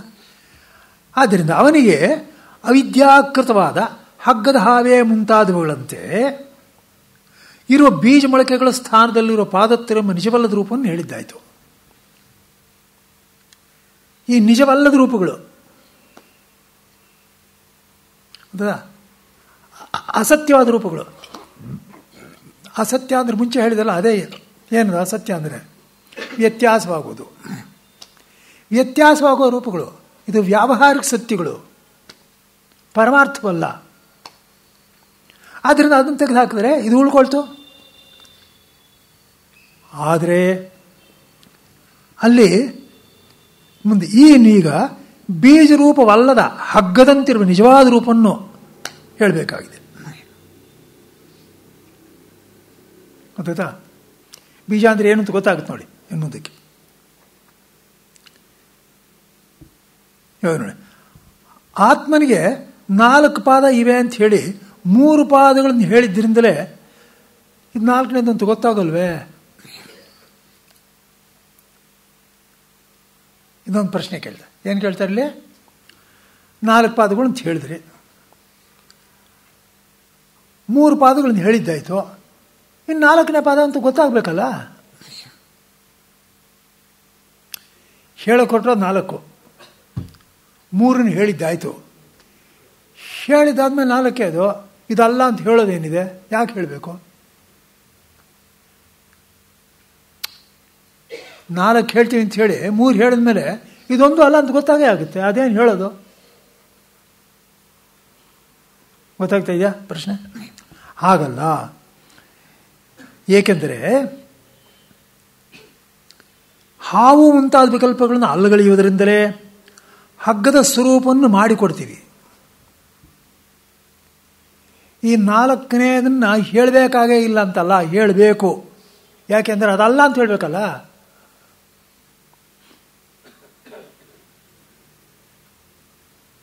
ನಿಮ್ಗೆ ಗೊತ್ತಾಗ್ತಾ ಇಲ್ವಾ? ನೋಡಿಪ್ಪ, ಯಾಕೆ ಅದು ಯಾಕಲ್ಲ ಅಂತ ಅಲ್ಲಿಗಳಿಬೇಕು? ಅದು ಅಪರಮಾರ್ಥ. ನಾಲ್ಕನೇದೊಂದೇ ಪರಮಾರ್ಥ. ನಾಲ್ಕನೇದೊಂದೇ ಯಾವಾಗಲೂ ಒಂದೇ ಥರ ಇರೋದು. ಈ ಮೂರು ವ್ಯತ್ಯಾಸಗಳಾಗ್ತಾ ಇರುತ್ತೆ. ವ್ಯತ್ಯಾಸ ಆಗ್ತಾ ಇರೋದು ಅನ್ನೋ ಸ್ವಭಾವ ಆತ್ಮನಲ್ಲಿ ಇಲ್ಲ. ಆದ್ದರಿಂದ ಅದನ್ನು ಅಲ್ಗಳಿಲೇಬೇಕು. ಅಲ್ಲಿ ಏನು ಹೇಳಿದಾಗಾಯ್ತು? ಆತ್ಮನ ತಿಳಿಸೋಕ್ಕೂ ಆಗಲ್ಲ, ತಿಳಿಸ್ಬೇಕಾಗೂ ಇಲ್ಲ. ಇದನ್ನು ಅಲ್ಗಳೆಯೋದ್ರಿಂದ ಗೊತ್ತಾಗುತ್ತೆ. ನೋಡಿ, ಯಾಕೆ ತಿಳಿಸ್ಬೇಕಾಗಿಲ್ಲ? ಇನ್ನೊಂದು ವಸ್ತುವಾಗಿದ್ದರೆ ತಿಳಿಸ್ಲೇಬೇಕು. ಇದಲ್ಲ ಅಂದರೆ ಸಾಲದು. ಇವಾಗ ನೋಡಿ, ಯಾವುದೋ ಲೈಬ್ರರಿನೋ ಏನೋ ಒಂದು ಎಲ್ಲ ಶೆಲ್ಫ್ಸ್ ಇದೆ, ಎಲ್ಲ ಇದೆ, ಬುಕ್ಕುಗಳಿಟ್ಟಿದ್ದಾರೆ. ಪಾಪ ಇಲ್ಲಿ ಮುದುಕ ಅವ್ನು ಹೇಳ್ತಾನೆ, ನೋಡು ಆ ಪುಸ್ತಕ ತಗೊಳ್ಳು, ನೋಡು ಅಲ್ಲಿ ಅವನು ಹುಡುಕ್ತಾ ಇರ್ತಾನೆ. ನನ್ನ ಕಡೆ ನೋಡೋದಿಲ್ಲ, ಅಲ್ಲಿ ನೋಡ್ತಾ ಇರ್ತಾನೆ ಅವನು. ಇಲ್ಲ, ನಿನ್ನ ತಲೆ ಅದಲ್ಲೋ, ಮೇಲಿನ ಶೆಲ್ಫ್ ನೋಡು. ಮೇಲಂದ್ರೆ ಅವ್ನು ಬಿಟ್ಟು ಅಲ್ಲಿ ನೋಡ್ತಾನೆ. ಇವ್ ಮೂರ್ಖ, ಅದಲ್ಲೋ ಸದ್ಯಕ್ಕೆ ಮೇಲೆ ಇರೋದು ನೋಡು. ಆಮೇಲೆ ಯಾವುದೋ ಒಂದು ಪುಸ್ತಕ ಅಂತ ಕೇಳ್ತಾನೆ, ಅದಲ್ಲೋ ಎಡಗಡೆಗೋ, ಮೂರು ದಾಟ್ಕೊಂಡು ಅಲ್ಲಿ ಇನ್ನೊಂದು ತೋರಿಸ್ದ. ಬಲಗಡೆನೋ ಈ ಕಡೆ ಹೊಟ್ಟೋದ. ಇದಲ್ಲ ಅಂತ ಹೇಳಿದ್ಮೇಲೆ ಅವನದನ್ನು ಗುರ್ತಿಡ್ದ. ಇವಾಗ ಅದೊಂದೇ ಉಳ್ಕೊಳ್ತು. ಹೌದಾ ಅಲ್ಲಪ್ಪ? ಹಾಗೆ ಅದು ಇರೋದೇ ಆದರೂ ಕೂಡ ಆ ಮೇಲ್ಗಡೆ ಶೆಲ್ಫು, ಕೆಳಗಡೆ ಶೆಲ್ಫು, ಪಕ್ಕದಲ್ಲಿರೋ ಪುಸ್ತಕಗಳು ಅಂತ ಅನ್ನೋದು ಹುಡ್ಕೋದಕ್ಕೆ ನನಗೆ ಕಷ್ಟವಾಗಿರೋದ್ರಿಂದ, ತಿಳ್ಕೊಳ್ಳೋಕ್ಕಾಗದೇ ಇರೋದ್ರಿಂದ ಇದನ್ನು ಅಲ್ಗಳ್ತಾನೆ ನಾನು ತೋರಿಸಿದ್ದು. ಅದನ್ನೇ ತೋರ್ಸೋಕ್ಕಾಯ್ತಾ? ಅದನ್ನೇ ತೋರ್ಸೋಕ್ಕಾಗಿದ್ದರೆ ನಾನೇ ಹೋಗಿ ತೊಗೋಬೋದಾಗಿತ್ತು. ತೋರ್ಸೋಕ್ಕಾಗಲ್ಲ. ಅವನಿಗೆ ತಿಳಿಸ್ಬೇಕು. ಯಾವನ ಪುಸ್ತಕ ತೊಗೋಬೇಕು ಅವನಿಗೆ ಗೊತ್ತಾಗಬೇಕು. ಇವಾಗ ತೊಗೋಬೇಕಾದ ನನಗೆ ತಾನೇ ಗೊತ್ತಾಗಬೇಕು. ಅದಕ್ಕೋಸ್ಕರ ನೀನು ಇದೊಂದು ಅಲ್ಲ ಅಂತ ಹೇಳಿದ್ರು. ಸ್ಪಷ್ಟವಾಗಿ ಗೊತ್ತಾಗ್ತಾ ಇದೆಯಾ? ಏನಪ್ಪ ಇದು ಅಂತ ಹೇಳೋಕ್ಕಾಗಲಿಲ್ವಲ್ಲ. ಇದು ಅಂತ ತೋರಿಸಿದ್ರೆ ಇನ್ನೊಂದಾಗ ಹೋಯ್ತಲ್ಲ.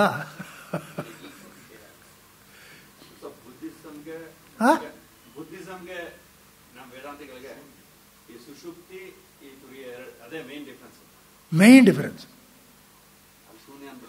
ಸರಿಯಾಗಿದೆ, ಮತ್ತೆ ಸರಿಯಾಗಿದೆ.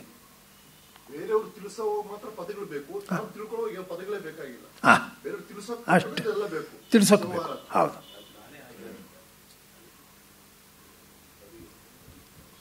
ಗೊತ್ತಾ ಇದಲ್ಲ?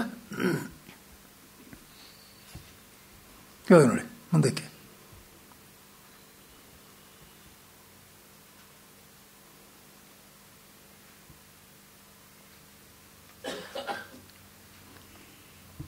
ಇವಾಗ ಏನು ಸಿದ್ಧ ಮಾಡಿ ತೋರಿಸ್ತಾ ಇದ್ದಾರೆ ಅಂದರೆ, ಹೀಗೆ ನಿಷೇಧ ಮಾಡೋದನ್ನು ಬಿಟ್ಟರೆ ಬೇರೆ ದಾರಿ ಇಲ್ಲ.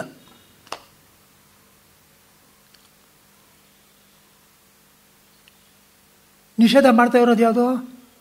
ವೇದ. ಹೌದಾನೆ?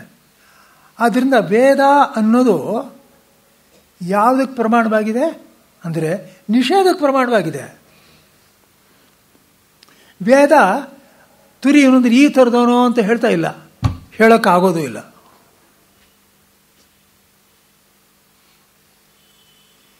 ನೀನಲ್ಲ ಅಂತ ಹೇಳೋದಕ್ಕೂ ವೇದವೇ ಬೇಕು. ಪ್ರತ್ಯಕ್ಷವಾಗಿ ತೋರ್ಸೋಕ್ಕಾಗಲ್ಲ. ಉಪಮಾನದಿಂದ, ಅರ್ಥಾಪತ್ತಿಯಿಂದ, ಅನುಮಾನದಿಂದ, ಪ್ರತ್ಯಕ್ಷದಿಂದ ಇದು ನೀನಲ್ಲ ಅಂತ ತೋರ್ಸೋಕ್ಕಾಗಲ್ಲ. ಶರೀರ ಅಲ್ಲ ಅಂತ ಏನೋ ತೋರಿಸ್ಬೋದು, ನೀವು ಮನಸ್ಸಲ್ಲ ಅಂತ ನಾನೇ ಯಾಕೆ ತೋರಿಸ್ಲಿ? ನೀವೇ ನೋಡ್ಕೋಬೇಕು. ಅವಾಗೇನು ಹೇಳ್ತೇವೆ ಶಾಸ್ತ್ರ? ನೋಡಿ, ಮನಸ್ಸಲ್ಲ ಅನ್ನೋದಕ್ಕೆ ಸುಷುಪ್ತಿ ನೋಡ್ಕೋ ಅನ್ನುತ್ತೆ. ನಾನು ನೋಡ್ಕೋಬೇಕೀಗ. ಹೇಳಿದ್ದದು ಅಷ್ಟೇ, ನಾನು ನೋಡ್ಕೋಬೇಕೀಗ. ಸಂಬಂಧ ಇಲ್ಲ ಅಂತಲೂ ಗೊತ್ತಾಯಿತು. ಆಮೇಲೆ ಅಲ್ಲಿ ಏನೂ ಇಲ್ಲ ಸುಷುಪ್ತಿನಲ್ಲಿ ನನ್ನ ಬಿಟ್ಟು. ನಾನು ಯಾರು ನಂಗೆ ಗೊತ್ತಿಲ್ಲ, ಹೇಗ್ರಿ ತೋರಿಸೋದು? ನಿಮಗೆ ಲಾಜಿಕಲ್ ಡಿಫಿಕಲ್ಟಿ ಗೊತ್ತಾಗ್ತಾ ಇದೆಯಾ? ನೋಡಿ ಇನ್ನೊಂದ್ಸಲ ನಾನು ಸ್ಪಷ್ಟ ನೋಡಯ್ಯ, ನೀ ಶರೀರ ಅಲ್ಲ ನೋಡ್ಕೊ. ಏನು ರೀ ಶರೀರ ನಾನು ಹೇಗ್ರಿ ಅಲ್ಲ ಅಂತ ತಿಳ್ಕೊಳ್ಳೋದು? ನಿನ್ನ ಸ್ವಪ್ನದಲ್ಲಿ ನೋಡ್ಕೊಳ್ಳಿ, ನಿದ್ದೆ ಮಾಡಿಕೊಡ್ಲೆ. ಅಯ್ಯೇ ಹೌದ್ರಿ, ಶರೀರ ಸಂಬಂಧ ಇಲ್ಲ ನನಗೆ ಗೊತ್ತಾಯ್ತು ಇವಾಗ ನಾನಲ್ಲ ಅಂತ. ಆದರೆ ಮನಸ್ಸಿಗೆ ಸಂಬಂಧ ಇದೆಯಲ್ಲ, ಅದು ಇಲ್ವಯ್ಯ. ಸುಷುಪ್ತಿ ನೋಡ್ಕೊ. ಅರೆ ಹೌದು, ಮನಸ್ಸಿಗೂ ಸಂಬಂಧವಿಲ್ಲ. ಇವಾಗ ನೀನು ಯಾರು ಹೇಳು? ನಂಗೆ ಗೊತ್ತಿಲ್ಲ, ನನಗೆ ಗೊತ್ತಿಲ್ಲ. ಅವ್ನು ನನ್ನ ತೋರಿಸ್ಬೇಕು. ಇವಾಗ ಸುಷುಪ್ತಿ ಇಟ್ಕೊಂಡು ಅದು ನೀನಲ್ಲ ಅನ್ನೋದಕ್ಕೆ ಅದು ಅನ್ನೋದು ಏನಾದರೂ ಹೊಂದಿದೆಯಾ ಅಲ್ಲಿ? ಜಾಗ್ರತ್ನಲ್ಲಿ ಶರೀರವಲ್ಲ ಅಂತ ತೋರಿಸೋದಕ್ಕೆ ಶರೀರ ಕಾಣಿಸ್ತು, ಮನಸ್ಸಲ್ಲ ಅಂತ ತೋರಿಸೋದಕ್ಕೆ ಮನಸ್ಸು ಅನ್ನೋದು ಗೊತ್ತಾಗ್ತಾ ಇದೆ. ಅಲ್ಲಿ ನೀನಲ್ಲ ಅನ್ನೋದಕ್ಕೆ ಏನು ತೋರಿಸ್ಬೇಕಲ್ಲಿ? ಪ್ರತಿಯೊಬ್ಬರಿಗೂ ಅರ್ಥವಾಗ್ತಾ ಇದೆಯಲ್ವಾ? ಆದ್ದರಿಂದ ಯಾವ ರೀತಿ ತೋರಿಸ್ಬೇಕು? ಇದು ಆ ಥರ ತೋರ್ಸೋಕ್ಕಾಗುತ್ತಾ?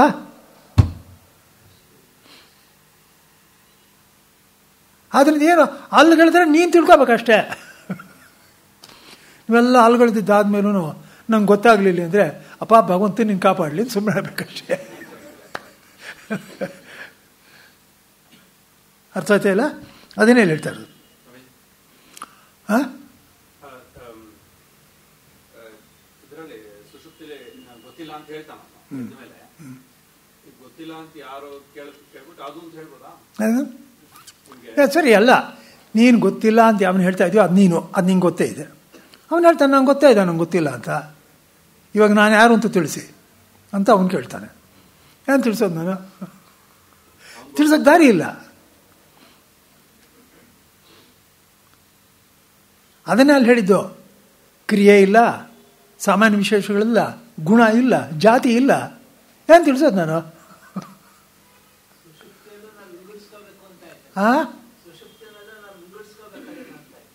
ಹೌದು, ಏನು ವಿಂಗಡಿಸೋದಕ್ಕಾಗಲ್ಲ. ಅದೇ ಮತ್ತೆ ಸುಷುಪ್ತಿನಲ್ಲಿ ವಿಂಗಡಿಸೋದಕ್ಕೆ ಅಲ್ಲಿ ಇನ್ನೇನೂ ಇಲ್ಲ, ನಾನೊಬ್ಬನೇ ಇದ್ದೀನಿ. ಅದು ನಾನು ಯಾರು ನಂಗೆ ಗೊತ್ತಿಲ್ಲ, ವಿಂಗಡಿಸಿ ಹೇಳೋಕೆ ನನ್ನ ಕೈಲಾಗಲ್ಲ. ಆದ್ದರಿಂದ ನಾನಲ್ಲ ಅಂತ ಹೇಳಿದ್ದಾದಮೇಲೆ ನೀನು ನಿಜವಾಗ್ಲೂ ನಾನು ಹೇಳೋ ಮಾತನ್ನೇ ತಿಳ್ಕೊಂಡು ಅಲ್ಲೇ ಗಮನ ಇಟ್ಕೊಂಡಿದ್ರೆ ಮತ್ತು ನಾನು ಹೇಳಿದ್ದಲ್ಲ ಅಂತ ಬಿಡ್ತಾಲೂ ಬಂದರೆ ಆಮೇಲೆ ನಾನು ಏನು ಹೇಳಬೇಕಾಗಿಲ್ಲ. ನೀವು ಬಿಟ್ಟರೆ ನಿಂಗೆ ಗೊತ್ತೇ ಆಗಿ ಗೊತ್ತಲ್ಲ. ಹಾವು ಮುಂತಾದ ರೂಪದಿಂದ ವಿಕಲ್ಪಿಸಿದ ಹಗ್ಗದಂತೆ ಮೂರವಸ್ಥೆಯಲ್ಲೂ ಒಬ್ಬನೇ ಆತ್ಮನ ಅಂತಃಪ್ರಜ್ಞನು ಎಂದು ಮುಂತಾಗಿ ವಿಕಲ್ಪಿಸಿರುತ್ತದೆ. ಇದೆಲ್ಲ ವಿಕಲ್ಪಗಳು ಒಂದೊಂದಾಗಿ ತೆಗೆದುಹಾಕ್ತು.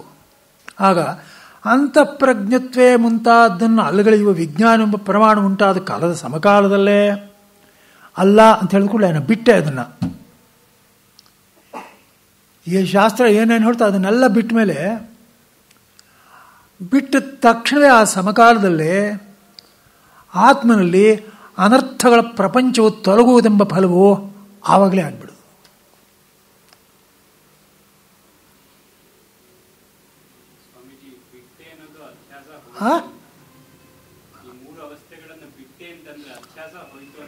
ಹೌದು, ಅಧ್ಯಾಸ ಅನ್ನೋದು ಯಾವ್ದನ್ನೋದು ಬಂತು? ನಂಗೆ ಗೊತ್ತಿಲ್ಲ ಅನ್ನೋದ್ರಿಂದ ತಾನೇ ಅಧ್ಯಾಸ ಬಂದಿರೋದು. ಅಲ್ಲಿಗ ಗೊತ್ತಿಲ್ಲ ಅನ್ನೋದು ಹೋಗೋದ್ರಿಂದ ತಪ್ಪು ತಿಳ್ಕೊಂಡಿರೋದು ಹೋಗುತ್ತೆ. ಗೊತ್ತಾಯ್ತಾ? ಆದರೆ ಹೇಳಿರೋದು ಇದು ಜ್ಞಾನಾಭಾವ, ಇದು ಸಂಶಯ ಜ್ಞಾನ, ಇದು ವಿಪರೀತ ಜ್ಞಾನಂಬ ಉಚ್ಯತೆ ಅಜ್ಞಾನಮಿತಿ. ಗೊತ್ತಿಲ್ಲ ಅನ್ನೋದನ್ನು ಹೇಳೋ ಅಜ್ಞಾನ ಅಂದನೋ, ಸಂಶಯ ಪಡೋದನ್ನು ಅಜ್ಞಾನ ಅನ್ನೋ, ತಪ್ಪಾಗಿ ತಿಳ್ಕೊಂಡಿರೋದನ್ನು ಅಜ್ಞಾನ ಅನ್ನೋ, ಏನಾದರೂ ಇಟ್ಕೊಳ್ಳ ನೀನು. ಈ ಜ್ಞಾನಾಭಾವ ಅನ್ನೋದು ಹೋದರೆ ಅಂದ್ರೇನು? ನನಗೆ ಗೊತ್ತಿಲ್ಲ ಅನ್ನೋದು ಹೋಗ್ಬಿಟ್ಟು ಗೊತ್ತಾಯ್ತು ಅಂದರೆ ಇನ್ನೆರಡು ಹೋಗೇ ಹೋಗುತ್ತೆ.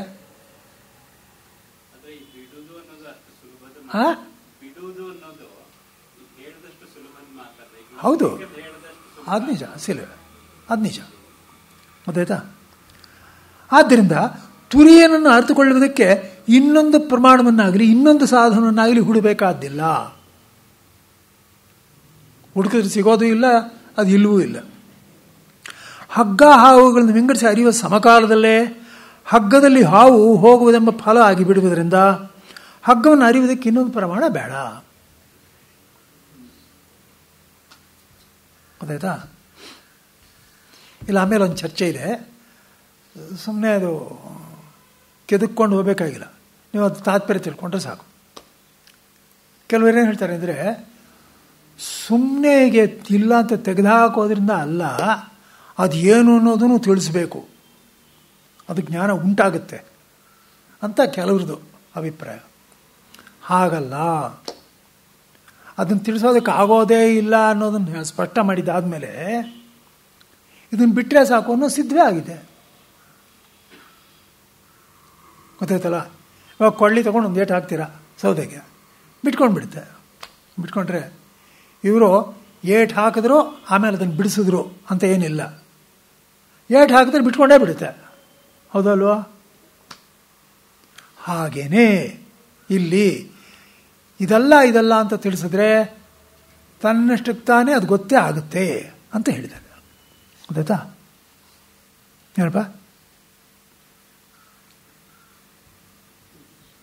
ಏನು? ವೇದ ಸಹಾಯದಿಂದಾನೇ ತುರಿಯನ್ನು ಅನುಭವಿಸಬೇಕೆ ಅಥವಾ ವೇದ ಸಹಾಯದಿಂದಾನೇ ಎಲ್ಲ ಜೀವಿಗಳು ತುರಿಯನ್ನು ಅನುಭವಿಸಬೇಕೆ ಅಥವಾ ಅದೇನೋ ಭಗವಂತನ ಕೃಪೆ ತಂತಾನೆ ಬಿಟ್ಕೊಂಡ್ಬಿಡುತ್ತೆಯೇ ಅಧ್ಯಾತ್ಮದಿಂದ? ಹೇಳ್ತೀನಿ, ಕೆಲವರಿಗಾದ್ರು ಹೇಳ್ತೀನಿ.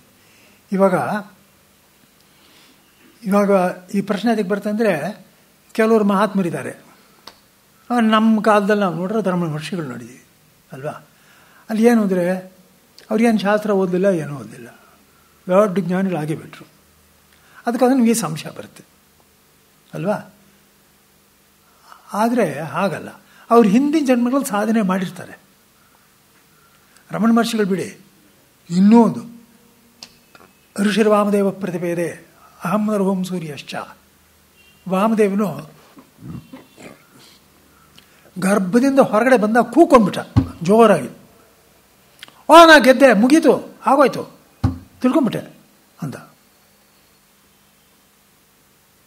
ಏನೇ ತಿಳ್ಕೊಂಡಿದ್ರೆ, ಅಯ್ಯೋ ದೂರ ದೇಶದಲ್ಲಿರೋ ಸೂರ್ಯನೂ ನಾನೇ,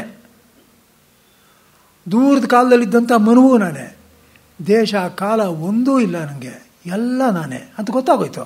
ನನಗೆ ಮುಗೀತು, ಸಂಸಾರ ಇಲ್ಲ ಅಂದ್ಬಿಟ್ಟ. ಹುಟ್ಟಿದ ಕೂಡಲೇ ತಿಳ್ಕೊಂಡ. ಹೇಗೆ ಅಂದರೆ ಅವನದೇನೋ ಒಂದು ಪ್ರಾರಬ್ಧ ಐತೆ, ಎಲ್ಲ ಮಾಡಿದ್ದಾನೆ, ಇದೊಂದು ಬಾಕಿ ಇತ್ತು, ಹುಟ್ಟೋದು ಅನ್ನೋದು, ಗರ್ಭವಾಸ ಅನ್ನೋದೊಂದು ಬಾಕಿ ಇತ್ತು, ಮುಗೀತು. ಗೊತ್ತಾಯ್ತಲ್ವಾ? ಆದ್ದರಿಂದ ಅವ್ರು ನೋಡಿಬಿಟ್ಟು ನಮಗೂ ಹಾಗೆ ಆಗುತ್ತೆ ಅಂತ ಅಂದ್ಕೊಂಡ್ರೆ ಹುಲಿ ನೋಡಿ ನರಿ ಬರೆ ಹಾಕ್ಕೊಳ್ತಂತಾಗುತ್ತೆ. ಅದು ಗೊತ್ತಾಯ್ತು. ಇನ್ನೊಂದು ಕಾರಣ ಏನು ಅಂದ್ರೆ, ಬರೀ ಹಿಂದೂ ಸಮುದಾಯದವರಿಗೆ ಮಾತ್ರ ತುರಿಯಕ್ಕೆ ಒಂದು ದಾರಿ ಇದೆಯೇ ಅಥವಾ ಪ್ರಪಂಚಾದ್ಯಂತ ಬೇಕಾದ ಜೀವಿಗಳಿದ್ದಾರಲ್ಲಪ್ಪ, ಅವ್ರಿಗೆ ಈ ಭಾಷೆನೂ ಗೊತ್ತಿಲ್ಲ, ಏನೂ ಗೊತ್ತಿಲ್ಲ ಅಲ್ಲಪ್ಪ? ಆಯ್ತು, ಈ ಪ್ರಶ್ನೆಗೆ ಉತ್ತರ ಆಯ್ತಲ್ಲ. ವೇದದ ಮುಖಾಂತರ ಬಿಟ್ಟರೆ ತಿಳ್ಕೊಳಕ್ಕಾಗಲ್ಲ ಅಂತ ಹೇಳಿಲ್ವೇ ಈಗಲೇ? ಬೇರೆ ಇದನ್ನು ಅಲ್ಗಳಿಬೇಕು ಅನ್ನೋದು ಕೂಡ ಗೊತ್ತಾಗಲ್ವಲ್ಲ, ಅದನ್ನ ತಾನೇ ಗೊತ್ತಾಗಲ್ಲ. ಆಯ್ತಾ? ಅಧ್ಯಾಸ ಭಾಷೆಯನ್ನು ಪಾಠ ಮಾಡುವಾಗ ಈ ಮೂರು ಅವಸ್ಥೆಗಳು ನಾನಲ್ಲ ಅಂತ ತಿಳ್ಕೊಂಡು ತುರಿಯಕ್ಕೆ ಹೋಗ್ಬೇಕು, ಅವಾಗಲೇ ಮುಂದಕ್ಕೆ ಗೊತ್ತಾಗುದು ಅಂತ ಗೊತ್ತಾಯಿತು. ಆದರೆ ನಾವು ಜಾಗೃತಿಗೆ ಬಂದ ತಕ್ಷಣ ಅಧ್ಯಾಸ ಮತ್ತೆ ವಾಪಸ್ ಬಂದ್ಬಿಡುತ್ತೆ. ಅದು ಅಧ್ಯಾಸ ಯಾವಾಗ ಹೋಗುತ್ತೆ ಅಂದ್ರೆ ನಾನು ಆತ್ಮ ಏನು ಅಂತ ತಿಳ್ಕೊಂಡಾಗ ಮಾತ್ರ. ಹೌದು. ಆದ್ರೆ ಇಲ್ಲಿ ಅದನ್ನ ತಿಳ್ಕೊಳಕ್ ಆಗೋದೇ ಇಲ್ಲ ಅಂತ. ಅಲ್ಲಪ್ಪ, ತಿಳ್ಕೊಳಕ್ಕಾಗುತ್ತೆ, ಅದೆಲ್ಲ ಮುಂದೆ ಬರ್ತದ. ಅದು ತಿಳ್ಕೊಳ್ಳೋದನ್ನ ಪ್ರಶ್ನೆ ಇಲ್ಲ. ಅದಾದ್ರೂ ಈ ವಾಕ್ಯಕ್ಕೆ ಅನ್ನೋದು ಅರ್ಥ ಹೇಳಬೇಕು. ಏನು ಅನ್ನೋ ಹೇಳ್ತೀನಿ, ಆಮೇಲೆ ಹೇಳ್ತೀನಿ. ಇವಾಗಲೇ ಆತರ ಪಡಬೇಡಿ. ಗೊತ್ತಾಯ್ತಲ್ಲ? ಯಾಕೆ ಹೋಗುತ್ತೆ ಅಂತ ನೋಡಿ ಹೇಗಿದೆ ಇಲ್ಲಿ. ಅದರಂತೆ ಇಲ್ಲಿ ಆತ್ಮನಲ್ಲಿ ಕಲ್ಪಿಸಿರುವ ಅಂತಃಪ್ರಜ್ಞತ್ವೇ ಮುಂತಾದನ್ನು ಬಿಡಿಸುವುದಕ್ಕೂ ಹೊರಟಿರುವ ಪ್ರತಿಷೇಧ ವಿಜ್ಞಾನವು ಪ್ರಮಾಣವು ಬೇಕಿಲ್ಲದ ಅಂತಃಪ್ರಜ್ಞತ್ವ ಮುಂತಾದ ನಿವೃತ್ತಿಯೇ ಅಲ್ಲದೆ ತುರಿಯ ವಿಷಯದಲ್ಲೂ ತಿಳಿಸ್ಕೊಡ್ಬೇಕು ಅನ್ನೋದೊಂದಿಲ್ಲ. ಏಕೆಂದರೆ ಅಂತಃಪ್ರಜ್ಞತ್ವಾದಿಗಳು ಹೋಗೋ ಸಮಕಾಲದಲ್ಲೇ ಏನು ಹೋಗುತ್ತೆ ಗೊತ್ತಾ? ಜ್ಞಾತೃತ್ವ ಹೋಗುತ್ತದೆ.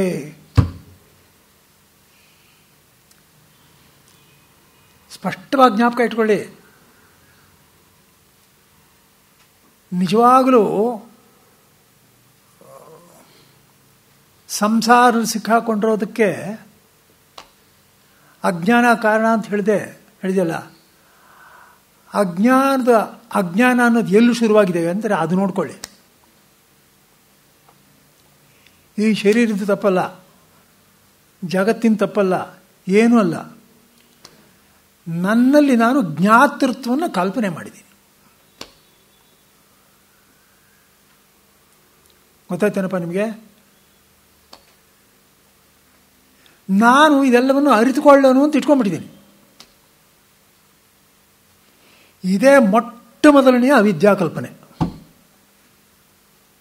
ಇಲ್ಲಿ ನೋಡಿ, ಚೆನ್ನಾಗಿ ಜ್ಞಾಪಕ ಇಡಿ. ಜ್ಞೇಯ ತಪ್ಪು ಅಂತ ಹೇಳಿಲ್ಲ, ನನ್ನನ್ನು ತಪ್ಪು ಅಂತ ಹೇಳಿಲ್ಲ. ಇವೆರಡರ ಮಧ್ಯೆ ಇರೋ ಜ್ಞಾತೃತ್ವ ಬಂತಲ್ಲ, ಅದನ್ನು ತಪ್ಪು ಅಂತ ಹೇಳಿರೋದು. ಸ್ಪಷ್ಟವಾಗುತ್ತಾಯ್ತಾ ನಿಮಗೆ? ಜ್ಞಾತೃತ್ವ ಯಾವಾಗ ಬರುತ್ತೆ? ಅಧ್ಯಾಸ ಬುದ್ಧಿ ಇದ್ದಾಗಲೇ ಜ್ಞಾತೃತ್ವ ಬರೋದು.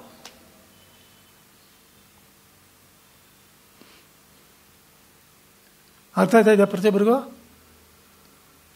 ಜ್ಞಾತೃತ್ವ ಉಂಟಾಗಿರೋದು ಹೇಗೆ? ಈ ಶರೀರ ನಾನು ಅಂದ ಕೂಡಲೇ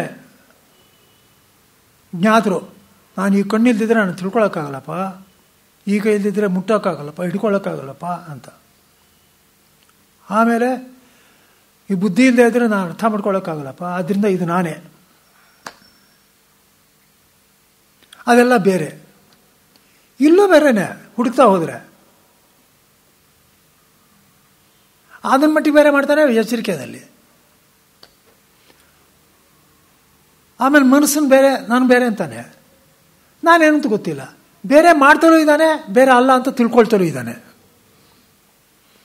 ನಿಮ್ಗೆ ಗೊತ್ತಾಗ್ತಾ ಇದ್ದಾನೆ ಹೇಳೋರ ಪಾಯಿಂಟು? ಶರೀರ ನಾನು ತಿಳ್ಕೊತಾ ಇದ್ದಾನೆ, ಶರೀರಕ್ಕಿಂತ ಬೇರೆ ಅಂತ ಗೊತ್ತಾಗಲೂ ಇದೆ.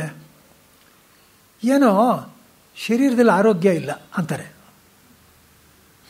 ಶರೀರದಲ್ಲಿ ಆರೋಗ್ಯ ಇಲ್ಲ ಅಂದರೆ ಏನರ್ಥ ಗೊತ್ತಿಲ್ಲ. ಶರೀರ ತನಗಿಂತ ಬೇರೆ ಅಂತ. ಅಲ್ಲಿಗೆ ವಿ ಆರ್ ವೆರಿ ಮಡ್ಲ್ಡ್. ತುಂಬ ಕನ್ಫ್ಯೂಷನ್ನು. ಒಂದ್ಸಲ ಬೇರೆ ಮಾಡ್ತಾನೆ, ಒಂದ್ಸಲ ತಾನೇ ಅಂತಾನೆ. ಗೊತ್ತಾಯ್ತಲ್ವಾ? ಆದ್ದರಿಂದ ಇಲ್ಲಿ ಜ್ಞಾತೃತ್ವ ಅನ್ನೋದೇ ಮೊಟ್ಟ ಮೊದಲನೇದು. ಜ್ಞಾತೃತ್ವ, ಅದನ್ನು ಅನುಸರಿಸಿ ಕರ್ತೃತ್ವ, ಅದನ್ನು ಅನುಸರಿಸಿ ಭೋಕ್ತೃತ್ವ, ಮೂರಿದೆ ಇಲ್ಲಿ. ಜ್ಞಾತೃತ್ವ ಮೂಲ. ಜ್ಞಾತೃತ್ವ ತೆಗೆದುಹಾಕಿದ್ರೆ ಕರ್ತೃತ್ವ ಹೋಗುತ್ತೆ, ಭೋಕ್ತೃತ್ವ ಹೋಗುತ್ತೆ. ಆದರೆ ಮೂರು ಪ್ರಕ್ರಿಯೆಗಳು ಹೇಳಿದೆ ಶಾಸ್ತ್ರದಲ್ಲಿ. ಜ್ಞಾತೃತ್ವವನ್ನು ಹೋಗಲಾಡಿಸೋದಕ್ಕೆ ಮಾಂಡುಕ್ಯೋಪನಿಷತ್ತು ಅವಸ್ಥಾತ್ರಯ, ಕರ್ತೃತ್ವವನ್ನು ಹೋಗಲಾಡಿಸೋದಕ್ಕೆ ದೃಗ್ದೃಶ್ಯ ವಿವೇಕ, ಭೋಕ್ತೃತ್ವವನ್ನು ಹೋಗಲಾಡಿಸೋದಕ್ಕೆ ಪಂಚಕೋಶ ವಿಮರ್ಶೆ. ಗೊತ್ತಾಯ್ತಲ್ವಾ? ಆದ್ದರಿಂದ ಇಲ್ಲಿ ಜ್ಞಾತೃತ್ವ ಒಂದೇ ಒಂದು ಅವಿದ್ಯಾಕಲ್ಪಿತ ಮೂಲದಲ್ಲಿ, ಇನ್ನೊಂದು ಅವಿದ್ಯಾಕಲ್ಪಿತವಲ್ಲ. ಆದ್ದರಿಂದ ಹೇಳ್ತಾರೆ, ಸಮಕಾಲದಲ್ಲಿಯೇ ಪ್ರಮಾತೃತ್ವವೇ ಮುಂತಾದ ಭೇದವು ಹೋಗಿಬಿಡುತ್ತದೆ. ಮುಂತಾದವು ಅಂದ್ರೇನು? ಜ್ಞಾತೃತ್ವ, ಕರ್ತೃತ್ವ, ಭೋಕ್ತೃತ್ವ ಹೊರಟೋಗುತ್ತೆ. ಆದ್ದರಿಂದಲೇ ಮುಂದೆ ತತ್ವವನ್ನು ಅರಿತ ಬಳಿಕ ದ್ವೈತವು ಇರುವುದಿಲ್ಲ. ದ್ವೈತವು ಇರುವುದಿಲ್ಲ ಅಂತ ಹೇಳಿದರೆ ಅವನ ಲೋಕಗಳು ಇರೋದಿಲ್ಲ ಅಂತ ಹೇಳಿಲ್ಲ. ದ್ವೈತ ಬುದ್ಧಿ ಇಲ್ಲ. ಗೊತ್ತಾಯ್ತಲ್ಲ? ಜ್ಞಾನವು ಅಂದರೆ ವಿಷಯ ಜ್ಞಾನವು ದ್ವೈತ ನಿವೃತ್ತಿಯಾದ ಕ್ಷಣವನ್ನು ಬಿಟ್ಟು ಇನ್ನೊಂದು ಕ್ಷಣವೂ ನಿಲ್ಲುವಂತಿಲ್ಲ. ನೋಡಿ, ದ್ವೈತ ನಿವೃತ್ತಿ ಆದರೆ ಆಮೇಲೆ ವಿಶೇಷ ಜ್ಞಾನ ಬರುತ್ತಾ? ಬರೋದೇ ಇಲ್ಲ. ವಿಶೇಷ ಜ್ಞಾನ ಬರಲ್ಲ ಅಂದ್ರೇನು? ಅಧ್ಯಾಸದ ಜ್ಞಾನ ಬರಲ್ಲ. ಪ್ರಮಾತೃತ್ವವಿಲ್ಲದೇ ಇರತಕ್ಕಂಥ ಜ್ಞಾನಗಳು ಬುದ್ಧಿನಲ್ಲಿ ಉಂಟಾಗುತ್ತೆ. ನೋಡಿ, ಇವಾಗ ಗೊತ್ತಾಯ್ತೋ ಇಲ್ವಾ? ಅವಾಗ ಜ್ಞಾನಿ ಇದ್ದಾನೆ. ಜ್ಞಾನಿ ಇದ್ದರೆ ಅದು ಗೋಡೆ ಅಂತ ಗೊತ್ತಾಗಲ್ವೇ? ಇದು ಬಾಗಿಲು ಅಂತ ಗೊತ್ತಾಗಲ್ವೇ? ಇದು ಶರೀರ ಅಂತ ಗೊತ್ತಾಗಲ್ವೇ? ಗೊತ್ತಾಗುತ್ತೆ ತಾನೆ. ಇನ್ಯಾರೂ ಅಲ್ಗಿಳಿಯೋಕ್ಕಾಗಲ್ಲ, ಎಲ್ಲರೂ ಗೊತ್ತು ಅನ್ನೋ ವ್ಯವಹಾರ ಮಾಡ್ತಾ ಇಲ್ವೇ? ಬನ್ನಿ ಅಂದ್ರೆ ಬರೋಲ್ವೇ ಅವನು? ನೋಡ್ತಾ ಇದ್ದಾನೆ. ಅವನಲ್ಲಿ ಇಲ್ಲದೆ ಇರೋದು ಏನು ಅಂತ ನಾನು ಅಂತಿಲ್ಲ, ನಾನು ತಿಳ್ಕೊಂಡೆ ಅನ್ನೋದಿಲ್ಲ. ಇದು ಅಲ್ಲಿರೋ ಗೋಡೆ ಇಲ್ಲಿ ತಿಳ್ಕೊಂಡ್ರೆ ಅದು ಬುದ್ಧಿ ಪ್ರತಿ, ಅದು ಕ್ಷೇತ್ರ ಇದು ಕ್ಷೇತ್ರ. ಗೊತ್ತಾಯ್ತಾ? ಅಲ್ಲಿ ಚುಚ್ಚಿದ್ರೆ ನೋವಾಗೋದು ಅದು ಕ್ಷೇತ್ರ ಇದು ಕ್ಷೇತ್ರ. ಒಳ್ಳೆ ಬೇಸಿಗೆನಲ್ಲಿ ತಣ್ಣಗೇನಾದರೂ ಇಟ್ಟರೆ ಅದು ಕ್ಷೇತ್ರ ಇದು ಕ್ಷೇತ್ರ ಆಯಾ ಕಾಣಿಸೋದು. ಇದೊಂದು ಇಲ್ಲದೆ ಹೋಗಲ್ಲ. ಆದರೆ ಇದು ಎರಡೂ ಕ್ಷೇತ್ರದನ್ವೇ ಎರಡನ್ನೂ ಕನೆಕ್ಟ್ ಮಾಡುತ್ತಾನೆ ಜ್ಞಾತೃತ್ವ. ಅದಿಲ್ಲ. ಯಾಕಿಲ್ಲ ಜ್ಞಾತೃತ್ವ ಅಂದರೆ ಅಧ್ಯಾಸ ಇಲ್ಲ. ಆದ್ದರಿಂದ ದ್ವೈತ ನಿವೃತ್ತಿಯಾದ ಕ್ಷಣವನ್ನು ಬಿಟ್ಟು ಆಮೇಲೆ ಇರೋದೇ ಇಲ್ಲ. ಇದು ನಿಲ್ಲುತ್ತದೆ ಎಂದರೆ ಅನವಸ್ಥಾ ದೋಷ ಬರುತ್ತೆ, ದ್ವೈತ ಹೋಗುವುದಿಲ್ಲ ಆಗುತ್ತೆ. ದ್ವೈತ ಹೋಗೋದಿಲ್ಲ ಅಂದರೆ ಹಾಗಾದ್ರೆ ದ್ವೈತ ಹೋಗೋದೇ ಇಲ್ಲ ಅಂತ ಆಗೋಯ್ತು. ದ್ವೈತ ಹೋಗೋದೇ ಇಲ್ಲ ಅಂದರೆ ವೇದ ಹೇಳಿದ್ದೆಲ್ಲ ಸುಳ್ಳು ಅಂತ ಆಗೋಯ್ತು. ಅಷ್ಟೇ ಅಲ್ಲ, ನಂಗೆ ಸುಷುಪ್ತಿ ಬಂದಿರೋದು ಸುಳ್ಳೆ ಅಂತಾಯ್ತು. ನನ್ನ ಅನುಭವ ನೋಡ್ಕೊಳ್ಳಿ. ನಿಜವಾಗಲೂ ವಿಚಾರ ಮಾಡಿ ನೋಡಿ, ಎಚ್ಚರಿಕೆಯಿಂದ ಸುಷುಪ್ತಿಯನ್ನು ವಿವೇಚನೆ ಮಾಡಿಕೊಂಡ್ರೆ ಅಲ್ಲಿ ಜ್ಞಾತೃತ್ವ ಇದೆಯಾ? ನಿಜವಾಗ್ಲೂ ಇಲ್ಲ. ಜ್ಞಾತೃತ್ವದ ಲಕ್ಷಣ ಏನೋ ಗೊತ್ತಾಯಿತು ಅಥವಾ ಗೊತ್ತಾಗಲಿಲ್ಲ, ಎರಡೂ ಜ್ಞಾತೃತ್ವದ ಲಕ್ಷಣ. ನೋಡಿ, ಜ್ಞಾತೃತ್ವದ ಲಕ್ಷಣಗಳು ಎರಡೇ, ಗೊತ್ತಾಯಿತು ಗೊತ್ತಾಗಲಿಲ್ಲ. ಸುಷುಪ್ತಿಯಲ್ಲಿ ಸರಿಯಾಗಿ ಗಮನ ಇಟ್ಟು ಅಲ್ಲಿ ಗಮನಿಸಿ ಹೇಳಿ, ನಾನು ತಿಳ್ಕೊಂಡೆ ಅನ್ನೋದಿದೆಯಾ? ಇಲ್ಲ. ತಿಳ್ಕೊಳ್ಳಿಲ್ಲ ಅನ್ನೋದಿದೆಯಾ? ಅದು ಇಲ್ವಲ್ಲ.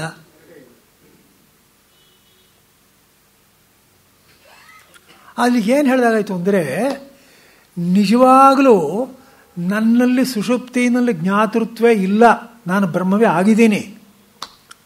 ಆದರೂ ಕೂಡ ನಾನು ಎಚ್ಚೆತ್ತು ಕೂಡಲೇ ಬರೋದರಿಂದ ನನಗೆ ಜ್ಞಾನ ಪ್ರಾಪ್ತಿಯಾಗಿಲ್ಲ ಅಂತ ಅರ್ಥ. ನನಗೆ ಅಂದರೆ ಯಾರಿಗೆ? ಎಚ್ಚರಿಕೆಯಲ್ಲಿ ಇರೋನಿಗೆ. ನನಗೆ ಅಂದರೆ ಅವನಿಗಲ್ಲ. ಜ್ಞಾನ ಬರಬೇಕಾದಿರೋ ಎಚ್ಚರಿಕೆಯಲ್ಲಿರೋರ್ಗೆ ತಾನೆ. ಹೇಗಿದ್ರು ನನಗೆ ಜ್ಞಾನ ಇದ್ದೇ ಇದೆ ಅಂತ ಯಾವಾಗಲೂ ನಿದ್ದೆ ಮಾಡೋಕ್ಕಾಗುತ್ತೇನಪ್ಪ? ತಿಳ್ಕೊಬೇಕಾದ್ರೆ ಎಚ್ಚರಿಕೆಯಲ್ಲೇ. ಎಲ್ಲ ಚರ್ಚೆಗಳು ಎಚ್ಚರಿಕೆಯಲ್ಲೇ ಮಾಡೋದು. ಆದ್ದರಿಂದ ಎಚ್ಚರಿಕೆಯಲ್ಲಿ ನಾನು ದೃಢವಾಗಬೇಕು, ನಾನು ಜ್ಞಾತ ಅಲ್ಲ ಅಂತ. ಗೊತ್ತಾಯ್ತಲ್ಲ? ಆದ್ದರಿಂದ ಅದು ವೇದ ಅನಿಸ್ಬಿಡಬೇಕು, ಹಾಗಾಗಬಾರ್ದು. ಇಷ್ಟು ಹೇಳಿವಾಗ, ಇದು ಪೀಠಿಕೆನಲ್ಲಿ ಹೇಳಿಬಿಟ್ರು. ಇಷ್ಟು ಹೇಳಿವಾಗ ಮಂತ್ರ ಹೇಳ್ತಾ ಇದ್ರು. ನಾಂತಃ ಪ್ರಜ್ಞಂ ನ ಬಹಿಷ್ಪ್ರಜ್ಞನ್ನೋ ಭಯತಃ ಪ್ರಜ್ಞಂ ನ ಪ್ರಜ್ಞಾರ್ಹನನ್ನ ಪ್ರಜ್ಞನ್ನಾ ಪ್ರಜ್ಞಂ ಅದೃಷ್ಟಮವ್ಯವಹಾರ್ಯಮಗ್ರಾಹ್ಯಮಲಕ್ಷಣವಿಚಿಂತ್ಯಮವ್ಯಪದೇಶ್ಯಂ ಏಕಾತ್ಮ ಪ್ರತ್ಯಯಸಾರಂ ಪ್ರಪಂಚೋಪಶಂ ಶಾಂತಂ ಶಿವಂ ಅದ್ವೈತಂ ಚತುರ್ಥಂ ಮನ್ಯಂತೆ ಆತ್ಮಾ ಸ ವಿಜ್ಞೇಯ. ನೋಡಿ, ಎಲ್ಲ ನಾ ಅಂತ ಬರುತ್ತೆ ನೋಡಿ. ಲಲಿತಾಸನದಲ್ಲಿ ಬರ್ತಲ್ಲ, ನಿರಾಧಾರ, ನಿರಂಜನ, ನಿರ್ಲೇಪ, ನಿರ್ಮಲ, ನಿತ್ಯ, ನಿರಾಕಾರ, ನಿರಾಕುಲ, ನಿರ್ಗುಣ, ನಿಷ್ಕಳ, ಶಾಂತ, ನಿಷ್ಕಾಮ, ನಿರುಪಪ್ಲವ, ಇದೆಲ್ಲ ಅದೇ. ಗೊತ್ತಾಯ್ತಾ? ನ ಅಂತಃಪ್ರಜ್ಞಂ, ಅಂತಃಪ್ರಜ್ಞಂ ಅಂತ ಹೇಳಿದ ಕೂಡಲೇ ಅಲ್ಲಿಗೆ ತೈಜಸ್ಸನ್ನು ಅಲ್ಲಗಳೆದಿದೆ. ಗೊತ್ತಾಯ್ತಾ? ಹಿಂದೇನೆ ಹೇಳಿದ್ದಾರೆ, ಅದು ತಿಳ್ಕೊಳ್ಳಿ. ತೈಜಸ್ಸನ್ನು ಅಲ್ಲಗಳೆದಿದೆ ಅಂತಂದರೆ ತೈಜಸ್ಸನ್ನೇ ಅಲ್ಲಗಳೆದು ಬಿಟ್ರೆ ಅವನು ತಿಳ್ಕೊಳ್ಳೋಕ್ಕಾಗಲ್ಲ ಅಂತ ಅಲ್ಲಿ ಹೇಳಿದ್ದಾರೆ ಈಗಾಗಲೇ. ತೈಜಸ ಅಂತ ಹೇಳಿ ಅಂತಃಪ್ರಜ್ಞತ್ವವನ್ನು ಅಲ್ಲಗಳೆದಿರೋದು. ನಿಜವಾಗಲೂ ಅವಿದ್ಯಾಕಲ್ಪಿತವಾಗಿರೋದು ಅಂತಃಪ್ರಜ್ಞತ್ವ. ಆದರೆ ತೈಜಸ್ಸನ್ನು ಅಲ್ಲಗಳೆದಿರೋದು ಯಾತಕ್ಕೆ ಅಂದರೆ ಅವನಲ್ಲಿ ಜಾಗ್ರತ ವ್ಯವಹಾರವೇ ಇಲ್ಲ. ಅಲ್ಲಿಗೆ ತೈಜಸ್ಸನಲ್ಲ ಅಂತ ಹೇಳಿದಾಗ ಎರಡು ಫಲ ಬಂದಿದೆ. ನನ್ನ ಕಡೆಯಿಂದ ನಾನು ಅಂತಃಪ್ರಜ್ಞನಲ್ಲ ಅಂತ ತಿಳ್ಕೊಂಡೆ, ವೈಶ್ವಾನರ ಕಡೆಯಿಂದ ಆ ವ್ಯವಹಾರ ಇಲ್ಲ ಅಂತ ತಿಳ್ಕೊಂಡೆ. ಎರಡೂ ತಿಳ್ಕೋಬೇಕು ನೋಡಿ. ಇನ್ನೊಂದ್ಸಲ ನಾನು ಅಂತಃಪ್ರಜ್ಞನಲ್ಲ ಅಂತ ತಿಳ್ಕೊಂಡೆ, ಅಥವಾ ನಾನು ಬಹಿಷ್ಪ್ರಜ್ಞನಲ್ಲ ಅಂತ ತಿಳ್ಕೊಂಡೆ. ಬಹಿಷ್ಪ್ರಜ್ಞನಲ್ಲ ಅಂತ ತಿಳ್ಕೊಂಡ್ರೆ ವೈಶ್ವಾನರಂತೂ ಇದ್ದೇ ಇದ್ದಾನೆ. ಹೌದಪ್ಪ, ಅವನು ಎಚ್ಚರಿಕೆ ಕೊಡ್ತಾ ಇದ್ದಾನೆ, ಮಾಡ್ತಾ ಇದ್ದಾನೆ, ಇದು ಮಾಡ್ತಾ ಇದ್ದಾನೆ. ನಾನು ಬಹಿಷ್ಪ್ರಜ್ಞ ಅಂತ ತಿಳ್ಕೊಂಡಿದ್ದು ತಪ್ಪು, ನಾನು ಬಹಿಷ್ಪ್ರಜ್ಞನಲ್ಲ, ವೈಶ್ವಾನರ ಇದ್ದಾನೆ, ಮಾಡಿಸ್ತಾ ಇದ್ದಾನೆ ಅಂತ ಇದೆ ಹೇಳಿದೆ ಅಂತ ಇಟ್ಕೊಳ್ಳಿ. ಹಾಗೆಯೇ ತೈಸನಿದ್ದಾನೆ, ಎಲ್ಲ ವ್ಯವಹಾರ ಇದು ಮಾಡ್ತಾ ಇದ್ದಾನೆ, ನಾನು ಅಂತಃಪ್ರಜ್ಞ ಅಂತ ಅಂದ್ಕೊಂಡ್ರೆ ತಪ್ಪು, ಬಿಟ್ಟ. ಗೊತ್ತಾಯ್ತಾ? ಹಾಗೆಯೇ ಪ್ರಾಜ್ಞನ ಸುಷುಪ್ತಿ ಕೊಡ್ತಾ ಇದ್ದಾನೆ, ನಂದೇನೂ ಇಲ್ಲ ಆಗಲಿ, ನನಗೇನು ಗೊತ್ತಾಗಲಿಲ್ಲ ಅಂತ ಹೇಳಿ ತಪ್ಪು ಅಷ್ಟೇ. ನಮಗೇನು ಗೊತ್ತಾಗೋದು ಇಲ್ಲ ರೀ, ಏನೂ ಇಲ್ಲ ರೀ, ಎಲ್ಲ ಭಗವಂತನ ಲೀಲೆ ಅಂತ ತಿಳ್ಕೊಂಡೆ ಅಂತ ಇಟ್ಕೊಳ್ಳಿ. ದ್ವೈತ ಹಾಗೆ ಉಳ್ಕೊಳ್ತಾ ಇಲ್ವಾ? ಪ್ರತಿಯೊಬ್ಬರಿಗೆ ಅರ್ಥ ಆಗ್ತಾ ಇದೆಯಾ? ಆದ್ದರಿಂದ ಇಲ್ಲಿ ಅಂತಃಪ್ರಜ್ಞಾ ಬಹಿಷ್ಪ್ರಜ್ಞಾ ಕಳೆಯೋದು ಇದೆಲ್ಲ ವ್ಯಷ್ಟಿನಲ್ಲಿರ್ತಕ್ಕಂಥ ಅಜ್ಞಾನ ಕೆಲಸಗಳು. ಆದರೆ ಇಷ್ಟು ಮಾಡಿದ್ರೆ ದ್ವೈತ ಹೋಗ್ತಲ್ಲ, ಸಮಷ್ಟಿನಲ್ಲಿರೋ ವ್ಯವಹಾರವನ್ನೂ ಕಳಿಬೇಕು. ಪಾಯಿಂಟ್ ಗೊತ್ತಾಯ್ತಾ? ಆದ್ದರಿಂದ ತೈಜಸ್ಸನ್ನು ಅಲ್ಲಗಳೆದಿದೆ. ಇದಿನ್ನೂ ಸ್ಪಷ್ಟವಾಗುತ್ತೆ. ಬರ್ತಾ ಇವಾಗ ನಾನು ಹೇಳೋದು ಇನ್ನೂ ಸ್ಪಷ್ಟ ಮಾಡ್ತಾರೆ ಆಮೇಲೆ. ನ ಬಹಿಷ್ಪ್ರಜ್ಞಮಿತಿ ವಿಶ್ವಪ್ರತಿಷೇಧ. ಗೊತ್ತಾ? ನೋಭಯತ ಪ್ರಜ್ಞಂ ಅಂದರೆ ನಾನು ಅಲ್ಲಿಂದ ಸ್ವಪ್ನಕ್ಕೆ ಹೋಗುವಾಗ ಮಧ್ಯೆ ಸ್ವಲ್ಪ ಎಚ್ಚರಿಕೆನೂ ಇರುತ್ತೆ, ಸ್ವಲ್ಪ ಇದು ಇರುತ್ತೆ. ಮನಸ್ಸು ಅನ್ನೋದು ಅದೊಂದು ದ್ರವ್ಯ, ಗೊತ್ತಾಯ್ತಾ? ಪಂಚಭೂತಗಳಿಂದ ಆಗಿರೋದೊಂದು ದ್ರವ್ಯ ಅದು. ಆದರೆ ಬಹಳ ಸೂಕ್ಷ್ಮದ್ದು ಅದು. ಇಲ್ಲಿ ಸ್ಥಾನದ ಕಣ್ಣುಗಳ ಕಡೆ ಅಂತಾರೆ, ತಲೆಯಿಂದ ಹೃದಯಕ್ಕೆ ಪ್ರವೇಶ ಮಾಡ್ತಾ ಇರುತ್ತೆ. ಗೊತ್ತಾಗ್ತಾ ಇದೆ ಅಲ್ವಾ? ಆವಾಗ ಮಾಡ್ತಾ ಇರ್ತಕ್ಕಂಥ ಕಾಲದಲ್ಲಿ ಒಂದು ಸ್ವಲ್ಪ ಟೈಮ್ ತಗೊಳ್ತಲ್ಲ ಅಲ್ಲಿ, ಆವಾಗ ಅದು ಗೊಳ್ತಾ ಇರುತ್ತೆ, ಇದು ಗೊತ್ತಾಗ್ತಾ ಇರುತ್ತೆ. ಆದ್ದರಿಂದ ಅದು ಅಲ್ಲ, ಇದು ಎಲ್ಲರ ಅನುಭವ, ಎರಡೂ ಅನುಭವಗಳಾಗುತ್ತೆ ಅನ್ನೋದು.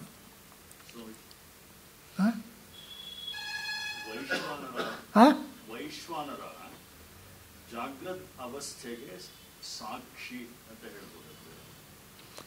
ವೈಶ್ವಾನರ ಜಾಗೃತ ಅವಸ್ಥೆಗೆ ಸಾಕ್ಷಿ ಅಂತ ಹೇಳ್ಬೋದು. ಈಗ ಜಾಗೃತ ಅವಸ್ಥೆಗೆ ಅವನ ಸಾಕ್ಷಿ ಆದರೆ, ಈಗ ಸಾಕ್ಷ್ಯ ಅಂತ ಅನ್ನೋದು ಈಗ ಬಹಿಷ್ಪ್ರಜ್ಞ ಅನ್ನೋದನ್ನ ಬಿಟ್ಬಿಟ್ರೆ ಅವಾಗ ಆ ಸಾಕ್ಷ್ಯತ್ವಕ್ಕೆ ಅರ್ಥವೇ ಇಲ್ಲ. ಉಪದೇಶಕ್ಕೋಸ್ಕರವಾಗಿ ವೈಶ್ವಾನರನ್ನ ಕಲ್ಪನೆ ಮಾಡಿಕೊಟ್ಟಿದ್ದಾರೆ ಶಾಸ್ತ್ರದಲ್ಲಿ. ಆದ್ರಿಂದ ಬಹಿಷ್ಪ್ರಜ್ಞ ನಾನು ಅಲ್ಲ ಅಂತ ತಿಳ್ಕೊಂಡ್ರೆ ಆವಾಗ ಸಾಕ್ಷಿನೇ ಇಲ್ಲ ಅಂತ ಅಂದ್ಬಿಟ್ಟು ಆಯ್ತಲ್ಲ. ಅವಾಗ ವೈಶ್ವಾನರ ಇದಾನೆ, ನಾನು ಬಹಿಷ್ಪ್ರಜ್ಞ ಅಲ್ಲ ಅಂತ ತಿಳ್ಕೊಂಡೆ ಅಂತಂದ್ರೆ ಅದು ಹೊಂದಲಿಲ್ವೇನೋ. ಅವಾಗ ವೈಶ್ವಾನರ ಅಂತನೂ ಬ್ರಹ್ಮವಾಗೇ ಉಳಿದೋಳು, ಉಪಾಧಿ ಇಲ್ಲದೆ ಇರೋ ಆಗೋದು. ಹೇಳ್ತೀನಿ, ಇದಕ್ಕೆ ಮುಂದೆ ಭಾಷಿಕಾರ ಉತ್ತರ ಹೇಳ್ತಾರೆ. ಸ್ವಲ್ಪ ವೆಯ್ಟ್ ಮಾಡ, ಇಲ್ಲ ಭಾಷಿಕಾರ ಉತ್ತರ ಹೇಳ್ತಾರೆ ಅಲ್ಲಿಗೆ. ಆಮೇಲೇನು ಪ್ರಜ್ಞಾನಘನಲ್ಲ ಅಂತ ಸುಷುಪ್ತಾವಸ್ಥೆಯನ್ನು ಅಲ್ಲಗಳೆದಿದೆ. ಏಕೆಂದರೆ ಅಲ್ಲಿ ಬೀಜರೂಪವಾಗಿರುವ ಅವಿವೇಕ ಸ್ವರೂಪವಾಗಿರುವುದೇ ನಿದ್ದೆ, ಆದಿದ್ದೆ. ಅಂದ್ರೇನು? ಅವಿವೇಕ ಇದೆ, ಗೊತ್ತಿಲ್ಲ ಅವನಿಗೆ, ವಿಂಗಡಿಸ್ಕೊಂಡಿಲ್ಲ ಅನ್ನೋ ಜ್ಞಾನಾಭಾವ ಇದೆ ಅವನಿಗೆ.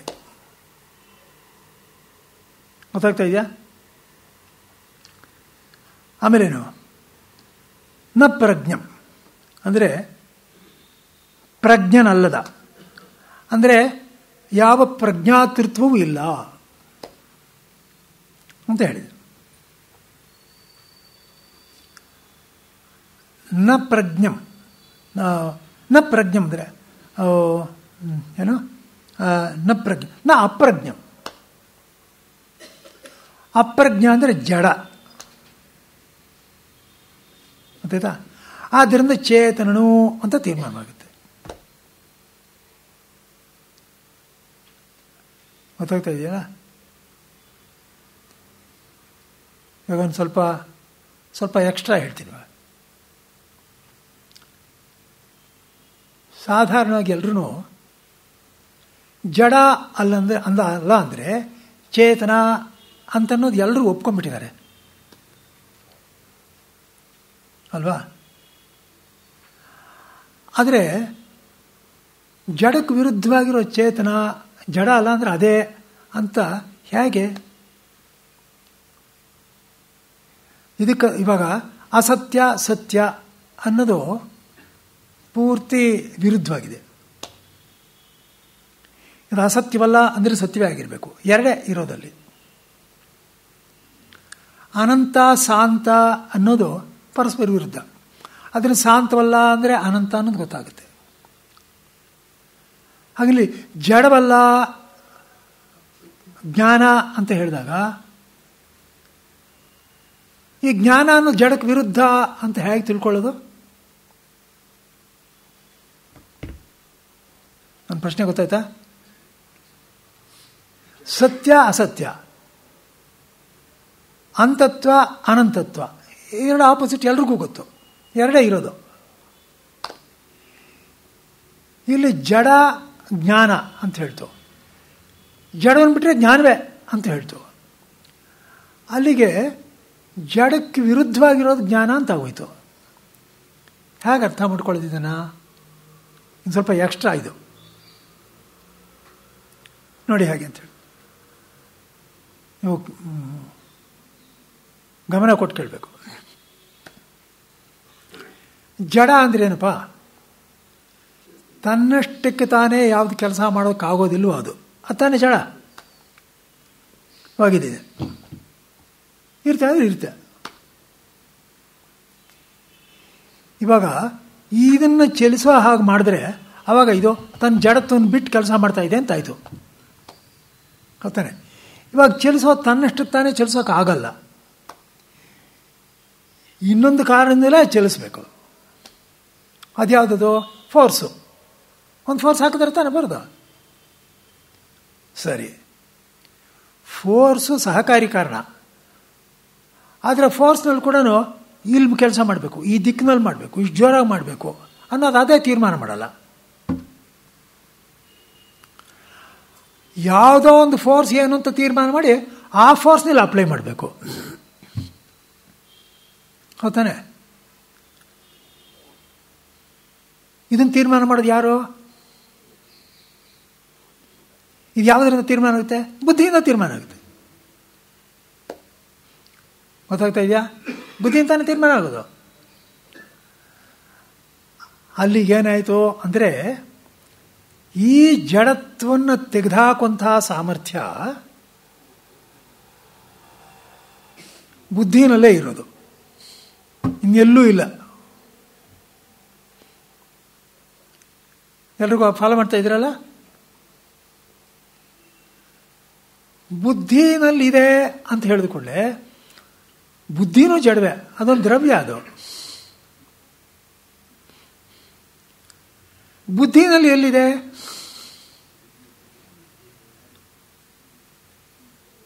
ತಳ್ಳಿದವನು ಅಂದರೆ ಈ ಶರೀರ ನೋಡ್ಕೊಂಡು ಹೇಳಿದ್ವಿ, ಆಮೇಲೆ ಬಲ ಅಂತ ನೋಡ್ಕೊಂಡು ಅನ್ನಮಯ ಶರೀರ, ಆಮೇಲೆ ಪ್ರಾಣನ ಹೇಳಿದ್ವಿ. ಗೊತ್ತಾಯ್ತಾ? ಆ ಪ್ರಾಣ ಹೇಗೆ ಕೆಲಸ ಮಾಡ್ತೋ ಅನ್ನೋದಕ್ಕೆ ಮನಸ್ಸನ್ನು ಹೇಳಿದ್ವಿ, ಮನಸ್ಸು ಹೇಗೆ ಕೆಲಸ ಮಾಡ್ತೋ ಅನ್ನೋದಕ್ಕೆ ಬುದ್ಧಿನ ಹೇಳಿದ್ವಿ. ಬುದ್ಧಿ ತಾನೇ ಇವಾಗ ತೀರ್ಮಾನ ಮಾಡಿದ್ದು, ಹೀಗೆ ಇಲ್ಲಿ ಮಾಡಿ ತೀರ್ಮಾನ ತಳ್ಳಿದ್ರೆ ಹಾಗೋಗುತ್ತೆ ಅಂತ. ಬುದ್ಧಿನಲ್ಲಿ ಹುಡುಕಬೇಕು. ಇವಾಗ ನೋಡಿ, ಬುದ್ಧಿನಲ್ಲಿ ಏನಾಯ್ತು ಇವಾಗ ಈ ಕೆಲಸ ಮಾಡಿಸೋದಕ್ಕೆ ಅಂದರೆ, ಈ ವಸ್ತು ಹೀಗಿದೆ, ನಾನು ನಿಶ್ಚಯ ಮಾಡಿದ್ದೀನಿ ಅದು ಹಾಗೆ ಹೋಗಬೇಕು. ಅದಕ್ಕೋಸ್ಕರ ಏನು ಮಾಡ್ತೀನಿ, ಹಾಗೆ ಹೋಗಬೇಕು ಅಂದರೆ ಇದನ್ನು ಮುಂಚೆ ಹೀಗೆ ತಿರುಗಿಸ್ತೀನಿ, ಆಮೇಲೆ ಅದನ್ನು ಹೀಗೆ ತಳ್ತೀನಿ, ಆವಾಗ ಅಲ್ಲಿಗೆ ಹೋಗುತ್ತೆ. ಇಲ್ಲ ಇದು ಹೀಗಿದೆ, ಇವಾಗ ಇದು ಹೀಗೆ ಹೋಗಬೇಕು, ಆವಾಗ ನಾನು ಹೀಗೆ ತಳ್ತೀನಿ ಅಂತ ತೀರ್ಮಾನ ಮಾಡಿ ತಾನೇ ಮಾಡಿ ಕೆಲಸ ಮಾಡ್ತಾ ಇರೋದು ಬುದ್ಧಿನಲ್ಲಿ. ಅಲ್ಲಿಗೆ ಬುದ್ಧಿನಲ್ಲಿ ಇರೋದೇನೋ ಈ ವಸ್ತುವಿನ ವಿಶೇಷ ಜ್ಞಾನ.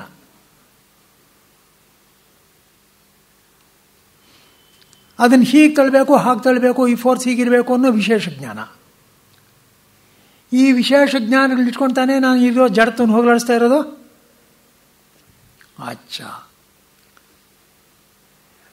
ಇವಾಗ ಈ ವಿಶೇಷ ಜ್ಞಾನವನ್ನು ನಾನು ತಿದ್ದುಕೊಳ್ತೀನಿ ಕೆಲವು ಸಲ, ಇದು ಹೋಗಲ್ಲ ಹೀಗೆ ಅಂತ. ಅಲ್ಲಿಗೇನಾಯಿತು, ವಿಶೇಷ ಜ್ಞಾನವೂ ಒಂಥರ ಜಡಬೆ, ಅದನ್ನು ತಿದ್ದೋಕೆ ಇನ್ನೊಂದು ಬೇಕು. ಅದ್ಯಾವುದದು ಅಂದರೆ, ಎಲ್ಲ ವಿಶೇಷ ಜ್ಞಾನಗಳೆಲ್ಲ ಅಡಗಿರ್ತಕ್ಕಂತಹ ಜ್ಞಾನ ವಿಶೇಷ ಜ್ಞಾನ. ಹೇಳಿದ್ದೀನಿ, ನೆನಪಿದೆಯಾ ಅದು? ವಿಶೇಷ ಜ್ಞಾನ ಅಂದ್ರೇನು? ಘಟಜ್ಞಾನ, ಪಟಜ್ಞಾನ ಇತ್ಯಾದಿಗಳಿದೆಯೋ ಇಲ್ಲೋ, ಘಟದ ಪಟದ ವಿಶೇಷಣಗಳು, ಅದನ್ನು ತೆಗೆದುಹಾಕಿದ್ರೆ ಸಾಮಾನ್ಯವಾಗಿ ಎಲ್ಲದರಲ್ಲೂ ಉಳ್ಕೊಂಡಿರೋ ಜ್ಞಾನವೇ ವಿಶೇಷ ಜ್ಞಾನ. ಆ ವಿಶೇಷ ಜ್ಞಾನವೇ ಬ್ರಹ್ಮ. ಅಲ್ಲಿಗೇನು ಹೇಳಿದಾಗಾಯಿತು, ಜಡವಸ್ತುನಲ್ಲಿರೋ ಜಡತ್ವವನ್ನು ಕಳೀತಾ ಇರೋದು ಯಾವುದು? ಮೂಲ ಕಾರಣ ಅದು ಈ ವಿಶೇಷ ಜ್ಞಾನವೇ. ಆದ್ದರಿಂದ ಜಡಕ್ಕೆ ವಿರುದ್ಧವಾಗಿರೋದು ವಿಶೇಷ ಜ್ಞಾನವೇ. ಇನ್ನೆಲ್ಲೂ ಇರೋಕ್ಕೆ ಸಾಧ್ಯವಿಲ್ಲ. ಪ್ರತಿಯೊಬ್ಬರು ಫಾಲೋ ಮಾಡಿದ್ರ ನಡಿಪ ಅನ್ಸಲ ಸಂಕ್ಷೇಪ ಹೇಳ್ತೀನಿ. ಜಡತ್ವಕ್ಕೆ ವಿರುದ್ಧವಾಗಿರೋ ತತ್ವ ಹುಡುಕ್ಬೇಕೀಗ. ಜಡತ್ವ ಅಂದ್ರೇನು? ವಸ್ತುವಿನಲ್ಲಿದೆ ಸ್ವಭಾವ, ಅದನ್ನು ಕದಲಿಸ್ಬೇಕು. ಇವಾಗ ಕದಲಿಸ್ಬೇಕಾಗಿದ್ದರೆ ಒಂದಕ್ಕೊಂದಕ್ಕೆ ಹಿಂದಕ್ಕೆ ಹೋಗಿ ಎಷ್ಟಿದೆ ನೀವು ಶಾಸ್ತ್ರದಲ್ಲಿ ಗಮನಿಸಿದ್ರೆ, ಅನ್ನಮಯ ಕೋಶ, ಆಮೇಲೆ ಪ್ರಾಣಮಯ ಕೋಶ, ಆಮೇಲೆ ಮನೋಮಯ ಕೋಶ, ಆಮೇಲೆ ವಿಜ್ಞಾನಮಯ ಕೋಶ ಅಲ್ವಾ, ಒಳಗಡೆ ಹೋಗ್ತಾ ಇದೆ. ಅದೇ ಕ್ರಮದಲ್ಲಿ ಅಲ್ಲಿ ವಿಶೇಷ ಜ್ಞಾನ ಪಡ್ಕೊಂಡು ಮಾಡಬೇಕು. ಆ ವಿಶೇಷ ಜ್ಞಾನದಲ್ಲಿ ಸಾಮರ್ಥ್ಯ ಇದೆ. ಯಾವ ಸಾಮರ್ಥ್ಯ ಇದೆ? ಜಡತ್ವವನ್ನು ಹೋಗಲಾಡಿಸೋ ಸಾಮರ್ಥ್ಯ ಇದೆ. ಅಂದರೆ ಜಡಕ್ಕೆ ವಿರುದ್ಧವಾಗಿರೋ ಒಂದು ಗುಣ ಇದೆ ಅಲ್ಲಿ. ಯಾವುದರಲ್ಲಿರೋದು? ಜ್ಞಾನ. ಯಾವ ಜ್ಞಾನ? ವಿಶೇಷ ಜ್ಞಾನ. ಆದ್ದರಿಂದ ವಿಶೇಷ ಜ್ಞಾನ ಅನ್ನೋದೇ ಜಡಕ್ಕೆ ವಿರುದ್ಧವಾಗಿರೋದು.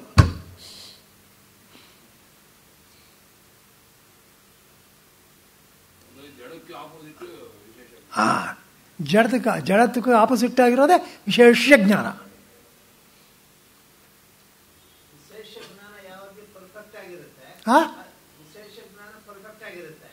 ಏನಾಗಿರುತ್ತೆ?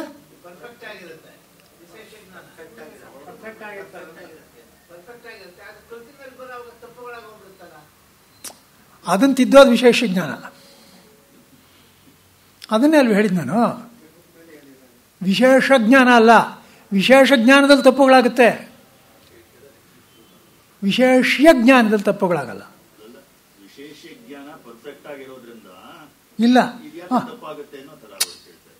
ಇದು ತಪ್ಪಾಗುತ್ತೆ ಅಂತಾರೆ. ವಿಶೇಷ ಜ್ಞಾನದಿಂದ ಕೆಲಸ ಆಗ್ತಾ ಇರೋದು, ವಿಶೇಷ ಜ್ಞಾನದಿಂದ ಕೆಲಸ ಆಗ್ತಾ ಇರೋದು. ವಿಶೇಷ ಜ್ಞಾನ ಅದಕ್ಕೆ ಆಧಾರ. ಅದರ ಆಧಾರದಲ್ಲಿ ತಪ್ಪು ಆಗುತ್ತೆ, ಸರಿಯಾಗಿರೋದು ಆಗುತ್ತೆ. ಅದು ಉಪಾಧಿ ಮೇಲೆ ಹೋಗುತ್ತೆ.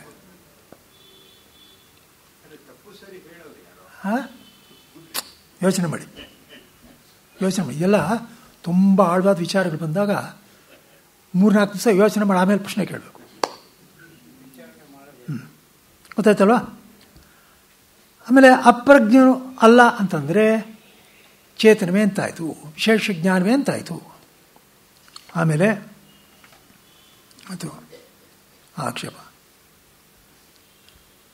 ಅಂತಃಪ್ರಜ್ಞತ್ವಾದಿಗಳು ಆತ್ಮನಲ್ಲಿ ಕಾಣಬರುತ್ತಿರುವಲ್ಲಿ ಅದು ಹಾವು ಮುಂತಾದವನ್ನು ಅಲುಗಳೆಯುವಂತೆ ಅಲುಗಳೆಯುವುದೇ ಎಂದರೆ ನಿಜವಾಗಿಲ್ಲವೆಂದು ನಿಶ್ಚಯಿಸುವುದು ಹೇಗೆ? ಅಂತಃಪ್ರಜ್ಞತ್ವಾದಿಗಳು ಕಾಣಬರ್ತಾ ಇದೆ. ಅಂತಃಪ್ರಜ್ಞಾದಿಗಳು ಆತ್ಮನಲ್ಲಿ ಕಾಣಬರ್ತಾ ಇದೆಯಲ್ಲ, ಅದು ನಿಜವಲ್ಲ ಅಂತ ಹೇಗೆ ಹೇಳೋದು? ಅದು ಹಾವಿನ ಥರ ತೆಗೆದಾಕ್ಬಿಡಿ ಅಂತ ಹೇಗೆ ಹೇಳೋದು? ಇದಕ್ಕೆ ಹೇಳ್ತೇವೆ, ಚೈತನ್ಯ ರೂಪ ಸಮಾನವಾಗಿದ್ದರೂ ಹಗ್ಗವೇ ಮುಂತಾದರಲ್ಲಿ ಹಾವು ಮುಂತಾದವುಗಳಂತೆ ಬೇರೆ ಬೇರೆ ವಿಕಲ್ಪಗಳಂತೆ ಒಂದನ್ನೊಂದು ಬಿಟ್ಟು ಹೋಗುತ್ತಿವೆ. ನೋಡಿಪ್ಪ, ತುರಿಯಾತ್ಮನಲ್ಲಿ ವ್ಯತ್ಯಾಸ ಆಗೋದೊಂದೂ ಇಲ್ಲ, ಹೌದಾನೆ? ಇವಾಗ ಅಂತಃಪ್ರಜ್ಞತ್ವ ಬಹಿಷ್ಪ್ರಜ್ಞತ್ವಗಳು ಎಲ್ಲ ಒಂದನ್ನೊಂದು ಬಿಟ್ಟು ಹೋಗ್ತಾ ಇದೆಯೋ ಇಲ್ವಾ? ಬಹಿಷ್ಪ್ರಜ್ಞತ್ವ ಇರುವ ಪ್ರಜ್ಞಾನಗಣ ಇಲ್ಲ, ಅಂತಃಪ್ರಜ್ಞೆ ಇಲ್ಲ. ಅಂತಃಪ್ರಜ್ಞೆ ಇರುವಾಗ ಅದಿಲ್ಲ, ಇಲ್ಲ. ಬಹಿಷ್ಪ್ರಜ್ಞೆ ಇರುವಾಗ ಅದು ಇಲ್ಲ, ಇದು ಇಲ್ಲ. ಎಲ್ಲ ವ್ಯತ್ಯಾಸ ಆಗ್ತಾ ಇದೆಯಲ್ವಾ? ಆದರೆ ತುರಿಯನ್ನು ಸತ್ಯ ತಾನೆ. ಆದ್ದರಿಂದ ಇವುಗಳನ್ನು ಬಿಡಬೇಕು. ಇದು ಅವಿದ್ಯಾಕಲ್ಪಿತ, ಗೊತ್ತಾಯ್ತಾ? ಚೈತನ್ಯ ಸ್ವರೂಪ ಯಾವಾಗಲೂ ಹಾಗಾಗೋಲ್ಲ. ಅರೆ, ಸುಷುಪ್ತಿನಲ್ಲಿ ಚೈತನ್ಯನೂ ಹೋಗ್ಬಿಟ್ಟಿಲ್ವೇ? ಇಲ್ಲ. ಏಕೆಂದರೆ ಸುಷುಪ್ತಿಯಲ್ಲಿ ಅನುಭವಕ್ಕೆ ಬರ್ತಾ ಇದೆ. ಸುಷುಪ್ತಿ ಇದು ಇವಾಗ ಸುಷುಪ್ತಿಯಲ್ಲಿ ತಾನು ಇಲ್ಲ ಅಂತಿಲ್ಲ. ಯಾಕೆ? ಸುಷುಪ್ತಿ ಅನುಭವಿಸ್ತಾ ಇದ್ದೀನಿ ಅಂತ ಆ ಪ್ರಜ್ಞೆ ಇದೆಯೋ ಇಲ್ಲ? ಸುಷುಪ್ತಿಯನ್ನು ಅನುಭವಿಸ್ತಾ ಇದ್ದೀನಿ ಅಂತ. ಅಲ್ಲಿಗೆ ಸುಷುಪ್ತಿಗೂ ಸಾಕ್ಷಿ ಅಂತ ಆಯ್ತೋ ಇಲ್ಲ? ಅಲ್ಲಿಗೆ ಸಾಕ್ಷಿಯನ್ನು ಅವನು ನಿದ್ದೆ ಮಾಡ್ತಾ ಇಲ್ಲ ಅಂತ ಆಯ್ತೋ ಇಲ್ಲ? ಆದ್ದರಿಂದ ಸುಷುಪ್ತಿನಲ್ಲಿ ಚೈತನ್ಯ ಇಲ್ಲ ಅಂತ ಹೇಳಬಾರ್ದು. ವಿಶೇಷ ಜ್ಞಾನ ಇಲ್ಲ, ವಿಶೇಷ್ಯ ಜ್ಞಾನ ಇದೆ. ಪಾಯಿಂಟ್ ಗೊತ್ತಾಯ್ತಾ? ಸುಷುಪ್ತಿನಲ್ಲಿ ವಿಶೇಷ ಜ್ಞಾನವಿಲ್ಲ, ವಿಶೇಷ್ಯ ಜ್ಞಾನ ಇದೆ.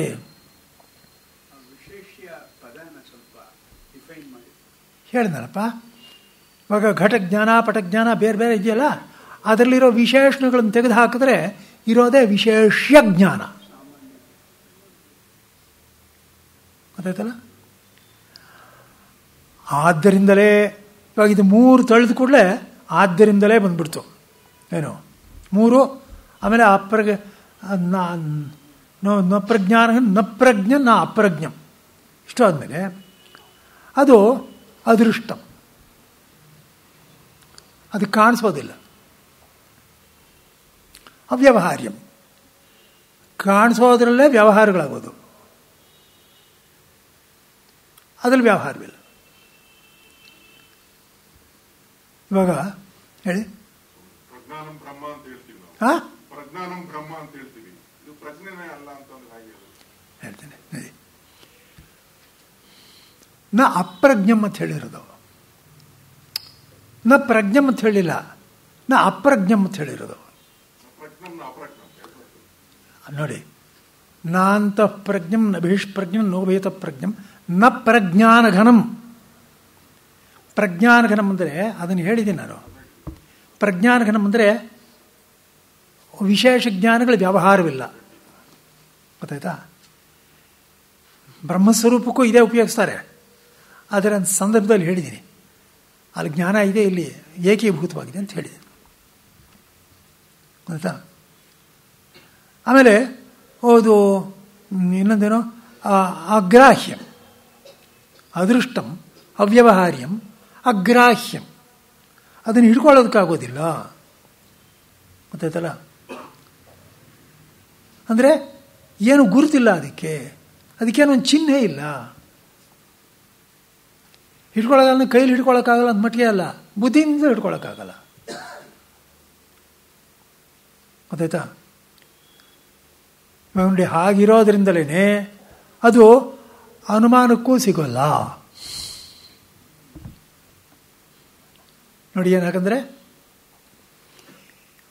ಅನುಮಾನಕ್ಕೆ ಸಿಗಬೇಕಾಗಿದ್ದರೆ ಒಂದು ದೃಷ್ಟಾಂತ ನೋಡಿ.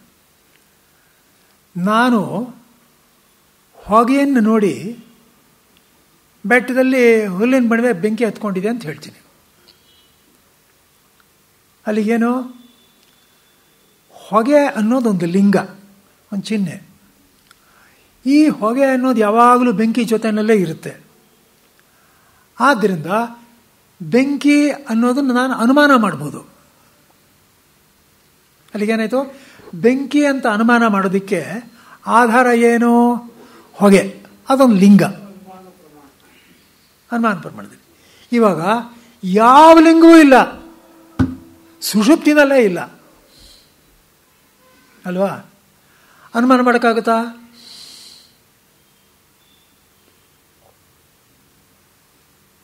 ಅರ್ಥವಾಯ್ತಾ ಇದೆಯಾ? ಎಷ್ಟು ಲಾಜಿಕಲ್ ಆಗಿದೆ. ಪ್ರಪಂಚದಲ್ಲಿ ಇನ್ನಿಂಥ ಲಾಜಿಕ್ ಎಲ್ಲೂ ಸಿಕ್ಕೋದಿಲ್ಲ ನಿಮಗೆ,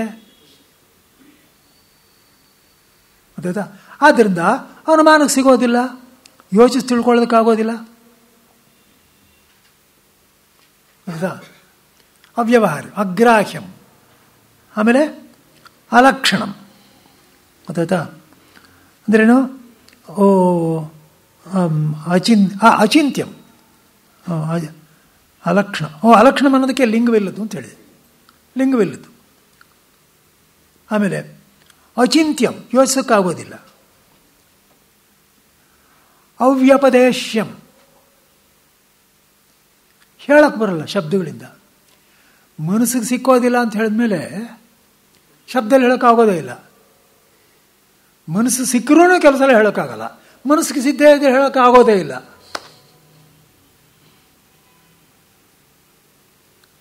ಆದ್ದರಿಂದ ಇದಕ್ಕೇನು, ಏಕಾತ್ಮ ಪ್ರತಿಸಾರವಾದ್ದು.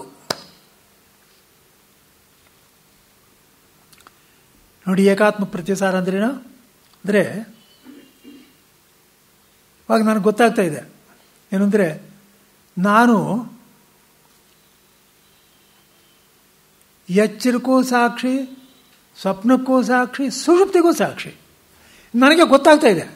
ಯಾಕೆ ಗೊತ್ತಾಗ್ತಾ ಇದೆ? ಮೂರೂ ಬಂದು ಹೋಗ್ತಾ ಇರೋದು ನಾನು ನೋಡ್ತಾ ಇದ್ದೀನಲ್ಲ, ಗೊತ್ತಿದೆ ನನಗೆ. ಆದ್ದರಿಂದ ಈ ಮೂರನ್ನೂ ನೋಡ್ತಾ ಇರೋ ನಾನು, ಅದು ಆದ ನಾನು ಅಂತ ತಿಳ್ಕೋಬೇಕು. ಗೊತ್ತಾಯ್ತಾ? ಇವಾಗ ಆತ್ಮ ಅನಾತ್ಮ ಅಂತ ವಿಂಗಡಿಸಿದಾಗ ನಾವು ಅಲ್ಲಿವರೆಗೂ ಹೋಗಿಲ್ಲ. ನಾವು ಎಲ್ಲಿ ನಿಂತ್ಕೊಳ್ತೀವಿ? ಸುಷುಪ್ತಾತ್ಮನ ಹತ್ರ ನಿಂತ್ಕೊಂಡ್ಬಿಡ್ತೀವಿ. ಅಲ್ಲಿ ನಿಂತ್ಕೊಂಡು ಆತ್ಮ ಅನಾತ್ಮ ಹೇಳ್ತೀವಿ. ಅದಕ್ಕೆ ಆತ್ಮನ ಕರ್ತ ಭೋಕ್ತ ಅಂತ ಹೇಳಿರೋದು. ಗೊತ್ತಾಯ್ತಾ? ಇಲ್ಲಿ ಅದಕ್ಕೆ ಮೀರಿದ್ದಾದ್ರಿಂದ ಕರ್ತ ಭೋಕ್ತ ಅಂತ ಹೇಳೋಕ್ಕಾಗಲ್ಲ. ಅದೇ ತುರಿಯನು, ಅದಕ್ಕೆ ಇನ್ನೊಂದು ಹೆಸರು ಕೊಟ್ಟಿರೋದು ತುರಿಯ ಆತ್ಮ ಅಂತ. ಆದ್ದರಿಂದ ಎಲ್ಲಾದ್ರಲ್ಲೂ ಇರೋನು ಅವನೊಬ್ಬನೇ ಅನ್ನೋ ಪ್ರತ್ಯಯ ಇಟ್ಕೊಂಡು ಇದನ್ನು ಕಂಡುಹಿಡ್ಕೋಬೇಕು. ಕಂಡುಹಿಡ್ಕೊಳ್ಳೋದಕ್ಕೆ ದಾರಿ ಹೇಳ್ತಾ ಇದ್ದಾರೆ. ಗೊತ್ತಾಯ್ತಾ? ಗೊತ್ತಾಯ್ತಾ? ಅಥವಾ ಆತ್ಮನೆಂಬ ಪ್ರತಿ ಒಂದೇ ಯಾವ ತುರಿಯನ್ನು ಇರುವುದಕ್ಕೆ ಸಾರವೋ ಎಂದರೆ ಪ್ರಮಾಣವೋ ಆ ತುರಿಯವು. ಅದೇನು ಗೊತ್ತಾ? ಈ ಆತ್ಮನು ಅಂದರೆ ಎಲ್ಲದರಲ್ಲೂ ಅದೊಂದೇ ಇರೋದು, ಅದೊಂದೇ ಎಲ್ಲ ಕಡೆ ಇರೋದು. ಆದ್ದರಿಂದ ಇಲ್ಲೇನು ಅಂದರೆ, ಇಲ್ಲಿ ಆತ್ಮ ಅನಾತ್ಮ ಅಂತ ವಿಂಗಡವಾಗಿದ್ದರೂ ಕೂಡ, ಗೊತ್ತಾಯ್ತಾ? ಆಮೇಲೆ ಏನು ಹೇಳುತ್ತೆ ನೋಡಿ, ಬೃಹದಾರಣ್ಯದಲ್ಲಿ ಇದನ್ನು ವರ್ಣನೆ ಮಾಡ್ತಾರೆ. ಅಧ್ಯಾಸ ಎರಡು ಕಡೆಯಿಂದಲೂ ಆಗ್ತಾ ಇದೆ. ಏನು ನೋಡಿ, ಅನಾತ್ಮದ ಅಧ್ಯಾಸ ಆತ್ಮನಲ್ಲಿ ಆಗ್ತಾ ಇದೆ. ಹೇಗೆ? ಶರೀರಾದಿಗಳ ಅನಾತ್ಮ ಅದು ನಾನು ಅನ್ಕೋತಾ ಇದ್ದೀನಿ, ಅಧ್ಯಾಸ ಆಯ್ತಾ? ಹಾಗೇನೇ ನೋಡಿ, ಇದನ್ನು ಸರಿಯಾಗಿ ಗಮನಿಸಿಲ್ಲ. ಹಾಗೇನೆ ಶಂಕರ್ ಇನ್ನೊಂದು ಹೇಳ್ತಾ ಇದ್ದಾರೆ, ತದ್ವಿಪರ್ಯೇಣ ಏನಾಗಿದೆ ಅಂದರೆ, ನನ್ನನ್ನು ನಾನು ಆತ್ಮನನ್ನು ಅನಾತ್ಮದಲ್ಲಿ ಅಧ್ಯಾಸ ಮಾಡ್ತಾ ಇದ್ದೀನಿ. ಹಾಗೆ ನೋಡಿ, ನಾನು ನನ್ನ ಪಾಡಿಗೆ ನನ್ನನ್ನು ಬಿಟ್ಟಾಗ ನಾನು ಆನಂದವಾಗಿದ್ದೀನೋ ಇಲ್ವಾ? ಹೌದಾನೆಪ್ಪ? ಸುಷುಪ್ತಿನಲ್ಲಿ ಎಲ್ರಿಗೂ ಗೊತ್ತಿರೋ ತಾನೆ ಇದು. ಆದರೆ ಎದ್ದು ಕೂಡಲೇ ನಾನು ಆನಂದವನ್ನು ವಸ್ತುಗಳು ಹುಡುಕ್ತಾ ಇದ್ದೀನೋ ಇಲ್ವೋ ಅನಾತ್ಮದಲ್ಲಿ? ಅಲ್ಲಿ ನಾನು ನನ್ನ ಅಭ್ಯಾಸ ಮಾಡಿದ್ದೀನಿ ಅಂತ ಆಯ್ತೋ ಇಲ್ವೋ? ಮುಂದಕ್ಕೆ ನೋಡಿ, ಅಲ್ಲಿ ಆತ್ಮನು ಅಂದರೆ ಅಲ್ಲಿ ನಾನಾತ್ವ ಇದೆಯಾ? ಅಲ್ಲಿ ಎಲ್ಲರಿರೋ ಆತ್ಮ ಒಂದೇ ತಾನೆ. ಆದರೆ ಎದ್ದು ಕೂಡಲೇ ಇದನ್ನು ನೋಡಿಕೊಂಡು ಅದು ಇನ್ನೊಂದು ಆತ್ಮ ಅಂತ ಹೇಳ್ತಾ ಇದ್ದೀನೋ ಇಲ್ವಾ? ಅಂದರೆ ಒಂದೇ ಆತ್ಮನಲ್ಲಿ ನಾನಾತ್ಮನ ಕಾಣ್ತಾ ಇದ್ದೀನೋ ಇಲ್ವಾ? ಅಲ್ಲಿಗೆ ಎರಡು ಕಡೆಯಿಂದ ತಪ್ಪಾಗ್ತಾ ಇದೆ. ಅನಾತ್ಮವನ್ನ ನಾನು ಅಂತ ತಿಳ್ಕೊತಾ ಇದ್ದೇನೆ. ಯಾಕೆ? ನಾನು ಯಾರು ಅಂತ ಗೊತ್ತಿಲ್ಲ. ಹಾಗೇನೆ ಇದಕ್ಕೆ ವಿರುದ್ಧವಾಗಿ ಆತ್ಮನನ್ನ ಅನಾತ್ಮ ಅಂತ ತಿಳ್ಕೊತಾ ಇದ್ದೀನಿ. ಯಾತಕ್ಕೆ ಅಂದರೆ ಅನಾತ್ಮ ಅಂದ್ರೆ ಏನು ಅಂತ ಗೊತ್ತಿಲ್ಲ. ಭಾಷ್ಯಕಾರದಿದು.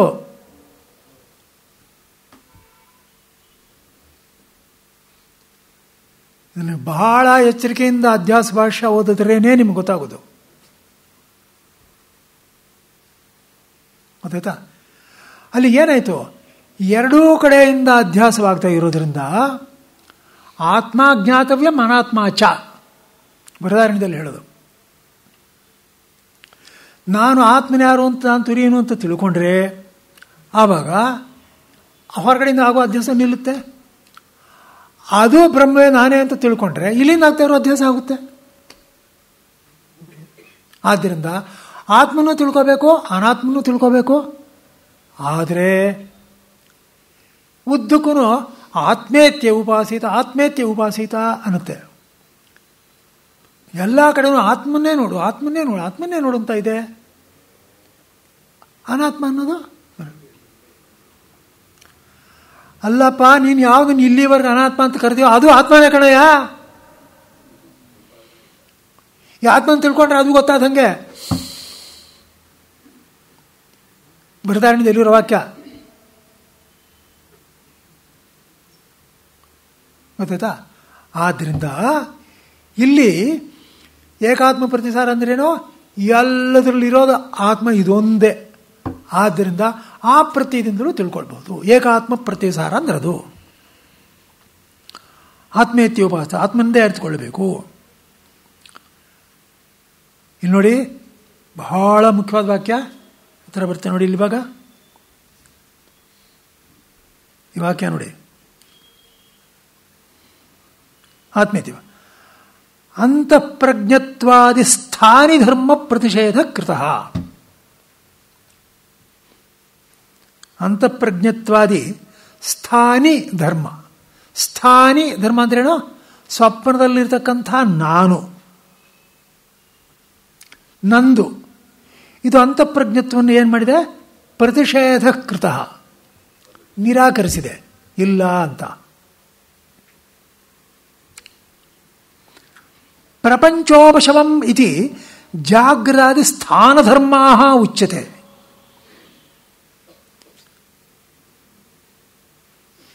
ವೈಶ್ವಾನರ ಇತ್ಯಾದಿಗಳೆಲ್ಲ ಇದೆಯಲ್ಲ, ಅದನ್ನು ಸ್ಥಾನಧರ್ಮ ಜಾಗ್ರದಾದಿಗಳು. ಜಾಗ್ರತ ಸ್ವಪ್ನ ಸುಷುಪ್ತಿ ಅನ್ನೋದು ಅದ್ಯಾವುದು? ಸ್ಥಾನಧರ್ಮಗಳು. ಸ್ಥಾನಧರ್ಮಗಳಿಗೆ ಅಭಾವ ಅಂತ ಹೇಳಿದೆ.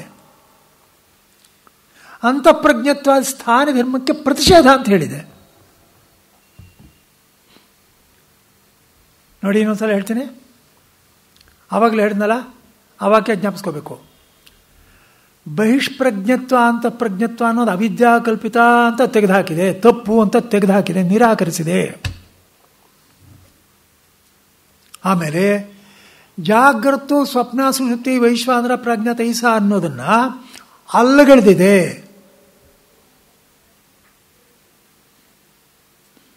ಗೊತ್ತಾಯ್ತಾ? ಅಂದ್ರೇನು? ಅಲ್ಲಿ ಜಾಗ್ರ ಸ್ಥಾನ ಧರ್ಮ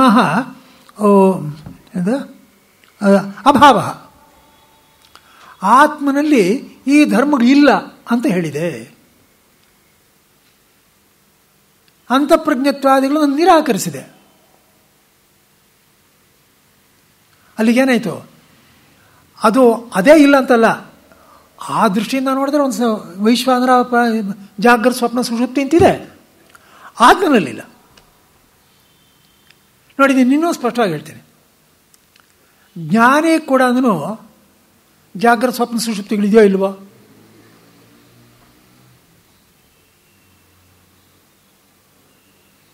ಎಲ್ಲರಿಗೂ ಗೊತ್ತು ತಾನೇ ಪೈದ. ಅಲ್ಲಿಗೆ ಅರ್ಥ ಏನು? ಜ್ಞಾನ ಬರೋದ್ರಿಂದ ಶರೀರ ಧರ್ಮಗಳು ಹೋಗಲ್ಲ, ಇದೆಲ್ಲ ಕ್ಷೇತ್ರ ಧರ್ಮ.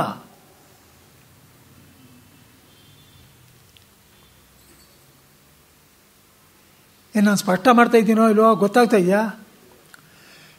ನೋಡ್ರಿ, ನನಗೆ ಜ್ಞಾನ ಬರೋದ್ರಿಂದ ಕ್ಷೇತ್ರ ಧರ್ಮ ಹೋಗೋದಿಲ್ರಿ. ಕ್ಷೇತ್ರ ಹೇಗಿದೆ? ಜಡ ಅಲ್ವೇ ಅದು, ಬಿದ್ದೇ ಇರ್ತದೋ. ಯಾರೆಲ್ಲಿ ತಿಳಿದ್ರೆ ಅಲ್ಲಿಗೆ ಹೋಗ್ತಾ ಇರುತ್ತೆ. ನಾನು ಅದ್ರ ಜೊತೆ ಸಂಬಂಧ ಇಟ್ಕೊಳ್ಳೋದು ಹೋಗುತ್ತೆ.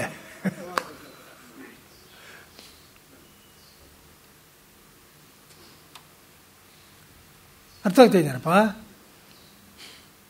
ಅವಾಗ ನಾನು ಯಾವನೋ ಈ ಹುಡುಗಿರು ಸಿಕ್ಕಾಕೊಂಡ್ಬಿಡ್ತಾರಲ್ಲ ಕೆಲವು ಸಲ, ಫೇಸ್ಬುಕ್ಕು ಅದು ಇದು ಎಲ್ಲ ನೋಡಿಬಿಟ್ಟು, ಆವಾಗ ಅಯ್ಯೋ ನಾನು ಸಂಬಂಧ ಮಾಡಿ ತಪ್ಪು ಅಂತಾರೋ ಅಥವಾ ಅವನೇ ಇಲ್ಲಿ ಹೋಗ್ಬಿಟ್ಟು ನಾನು ಸಂಬಂಧ ಬಿಟ್ಬಿಟ್ಟೆ ಏನೂ ಇಲ್ಲ ಅಂದ್ರೆ ಅವನೇ ಸತ್ತೋಗ್ತಾನೆ. ಸಂಬಂಧ ಬಿಟ್ಟರೆ ಆಯಿತು, ಗೊತ್ತಾಯ್ತಲ್ವಾ? ಆದ್ದರಿಂದ ಏನು ಹೇಳಿದೆ? ಸ್ಥಾನ ಧರ್ಮಗಳಿಗೆ, ಅಂದರೆ ವೈಶ್ವಾನರನ ತೈಜಸನ ಪ್ರಾಜ್ಞನ ವ್ಯವಹಾರಗಳೇನಿದೆಯೋ ಅದು, ಆ ಸ್ಥಾನ ಧರ್ಮಗಳನ್ನ ಆತ್ಮನಲ್ಲಿಲ್ಲ ಅಂತ ತೋರಿಸಿದೆ. ಅಂತಃಪ್ರಜ್ಞತ್ವ ಪ್ರಜ್ಞಾನತ್ವನ್ನ ಅದು ಅವಿದ್ಯಾ ಕಲ್ಪಿತ ಅಂತ ಬಿಟ್ಟಿದೆ. ಅದು ಎಲ್ಲೂ ಇಲ್ಲ, ಇದು ಆತ್ಮನಲ್ಲಿಲ್ಲ. ಅಂತಃಪ್ರಜ್ಞ ಬಹಿಷ್ಪ್ರಜ್ಞತ್ವ ಅನ್ನೋದು ನಿಜವಾಗ್ಲೂ ಇಲ್ಲವೇ ಇಲ್ಲ. ಸುಮ್ಮನೆ ನಾನು ಕೊಟ್ಟರೆ ಒಂದು ಮಾಡಿರೋ ಒಂದು ಕಲ್ಪನೆ ಅಷ್ಟೆ. ಯಾಕೆ ನೋಡಿ, ಬಾಹ್ಯ ಆಂತರ್ಯ ಅನ್ನೋದು ಯಾವಾಗ ಬರುತ್ತೆ? ನಾನು ಶರೀರ ಅಂತ ಇಟ್ಕೊಂಡ್ರೆ ತಾನೇ ಬರುತ್ತೆ. ಶರೀರ ಅಂತ ಇಟ್ಕೊಂಡ್ರೆ ತಪ್ಪಾದ್ರಿಂದ ಬಾಹ್ಯ ಇಲ್ಲ, ಆಂತರ್ಯವೂ ಇಲ್ಲ. ಅದರ ಬಹಿಷ್ಪ್ರಜ್ಞ ಅನ್ನೋದು ಇಲ್ಲವೇ ಇಲ್ಲ. ಆದ್ದರಿಂದ ಅವಿದ್ಯಾಕಲ್ಪಿತವಾಗಿರೋದಕ್ಕೂ ಸ್ಥಾನ ಧರ್ಮಕ್ಕೂ ವ್ಯತ್ಯಾಸ ಗೊತ್ತಾಯ್ತಾ? ಸ್ಥಾನ ಧರ್ಮ ಅಂದ್ರೆ ಕ್ಷೇತ್ರ ಧರ್ಮ, ಅದು ಆತ್ಮನಲ್ಲಿಲ್ಲ, ಕ್ಷೇತ್ರದಲ್ಲಿದೆ.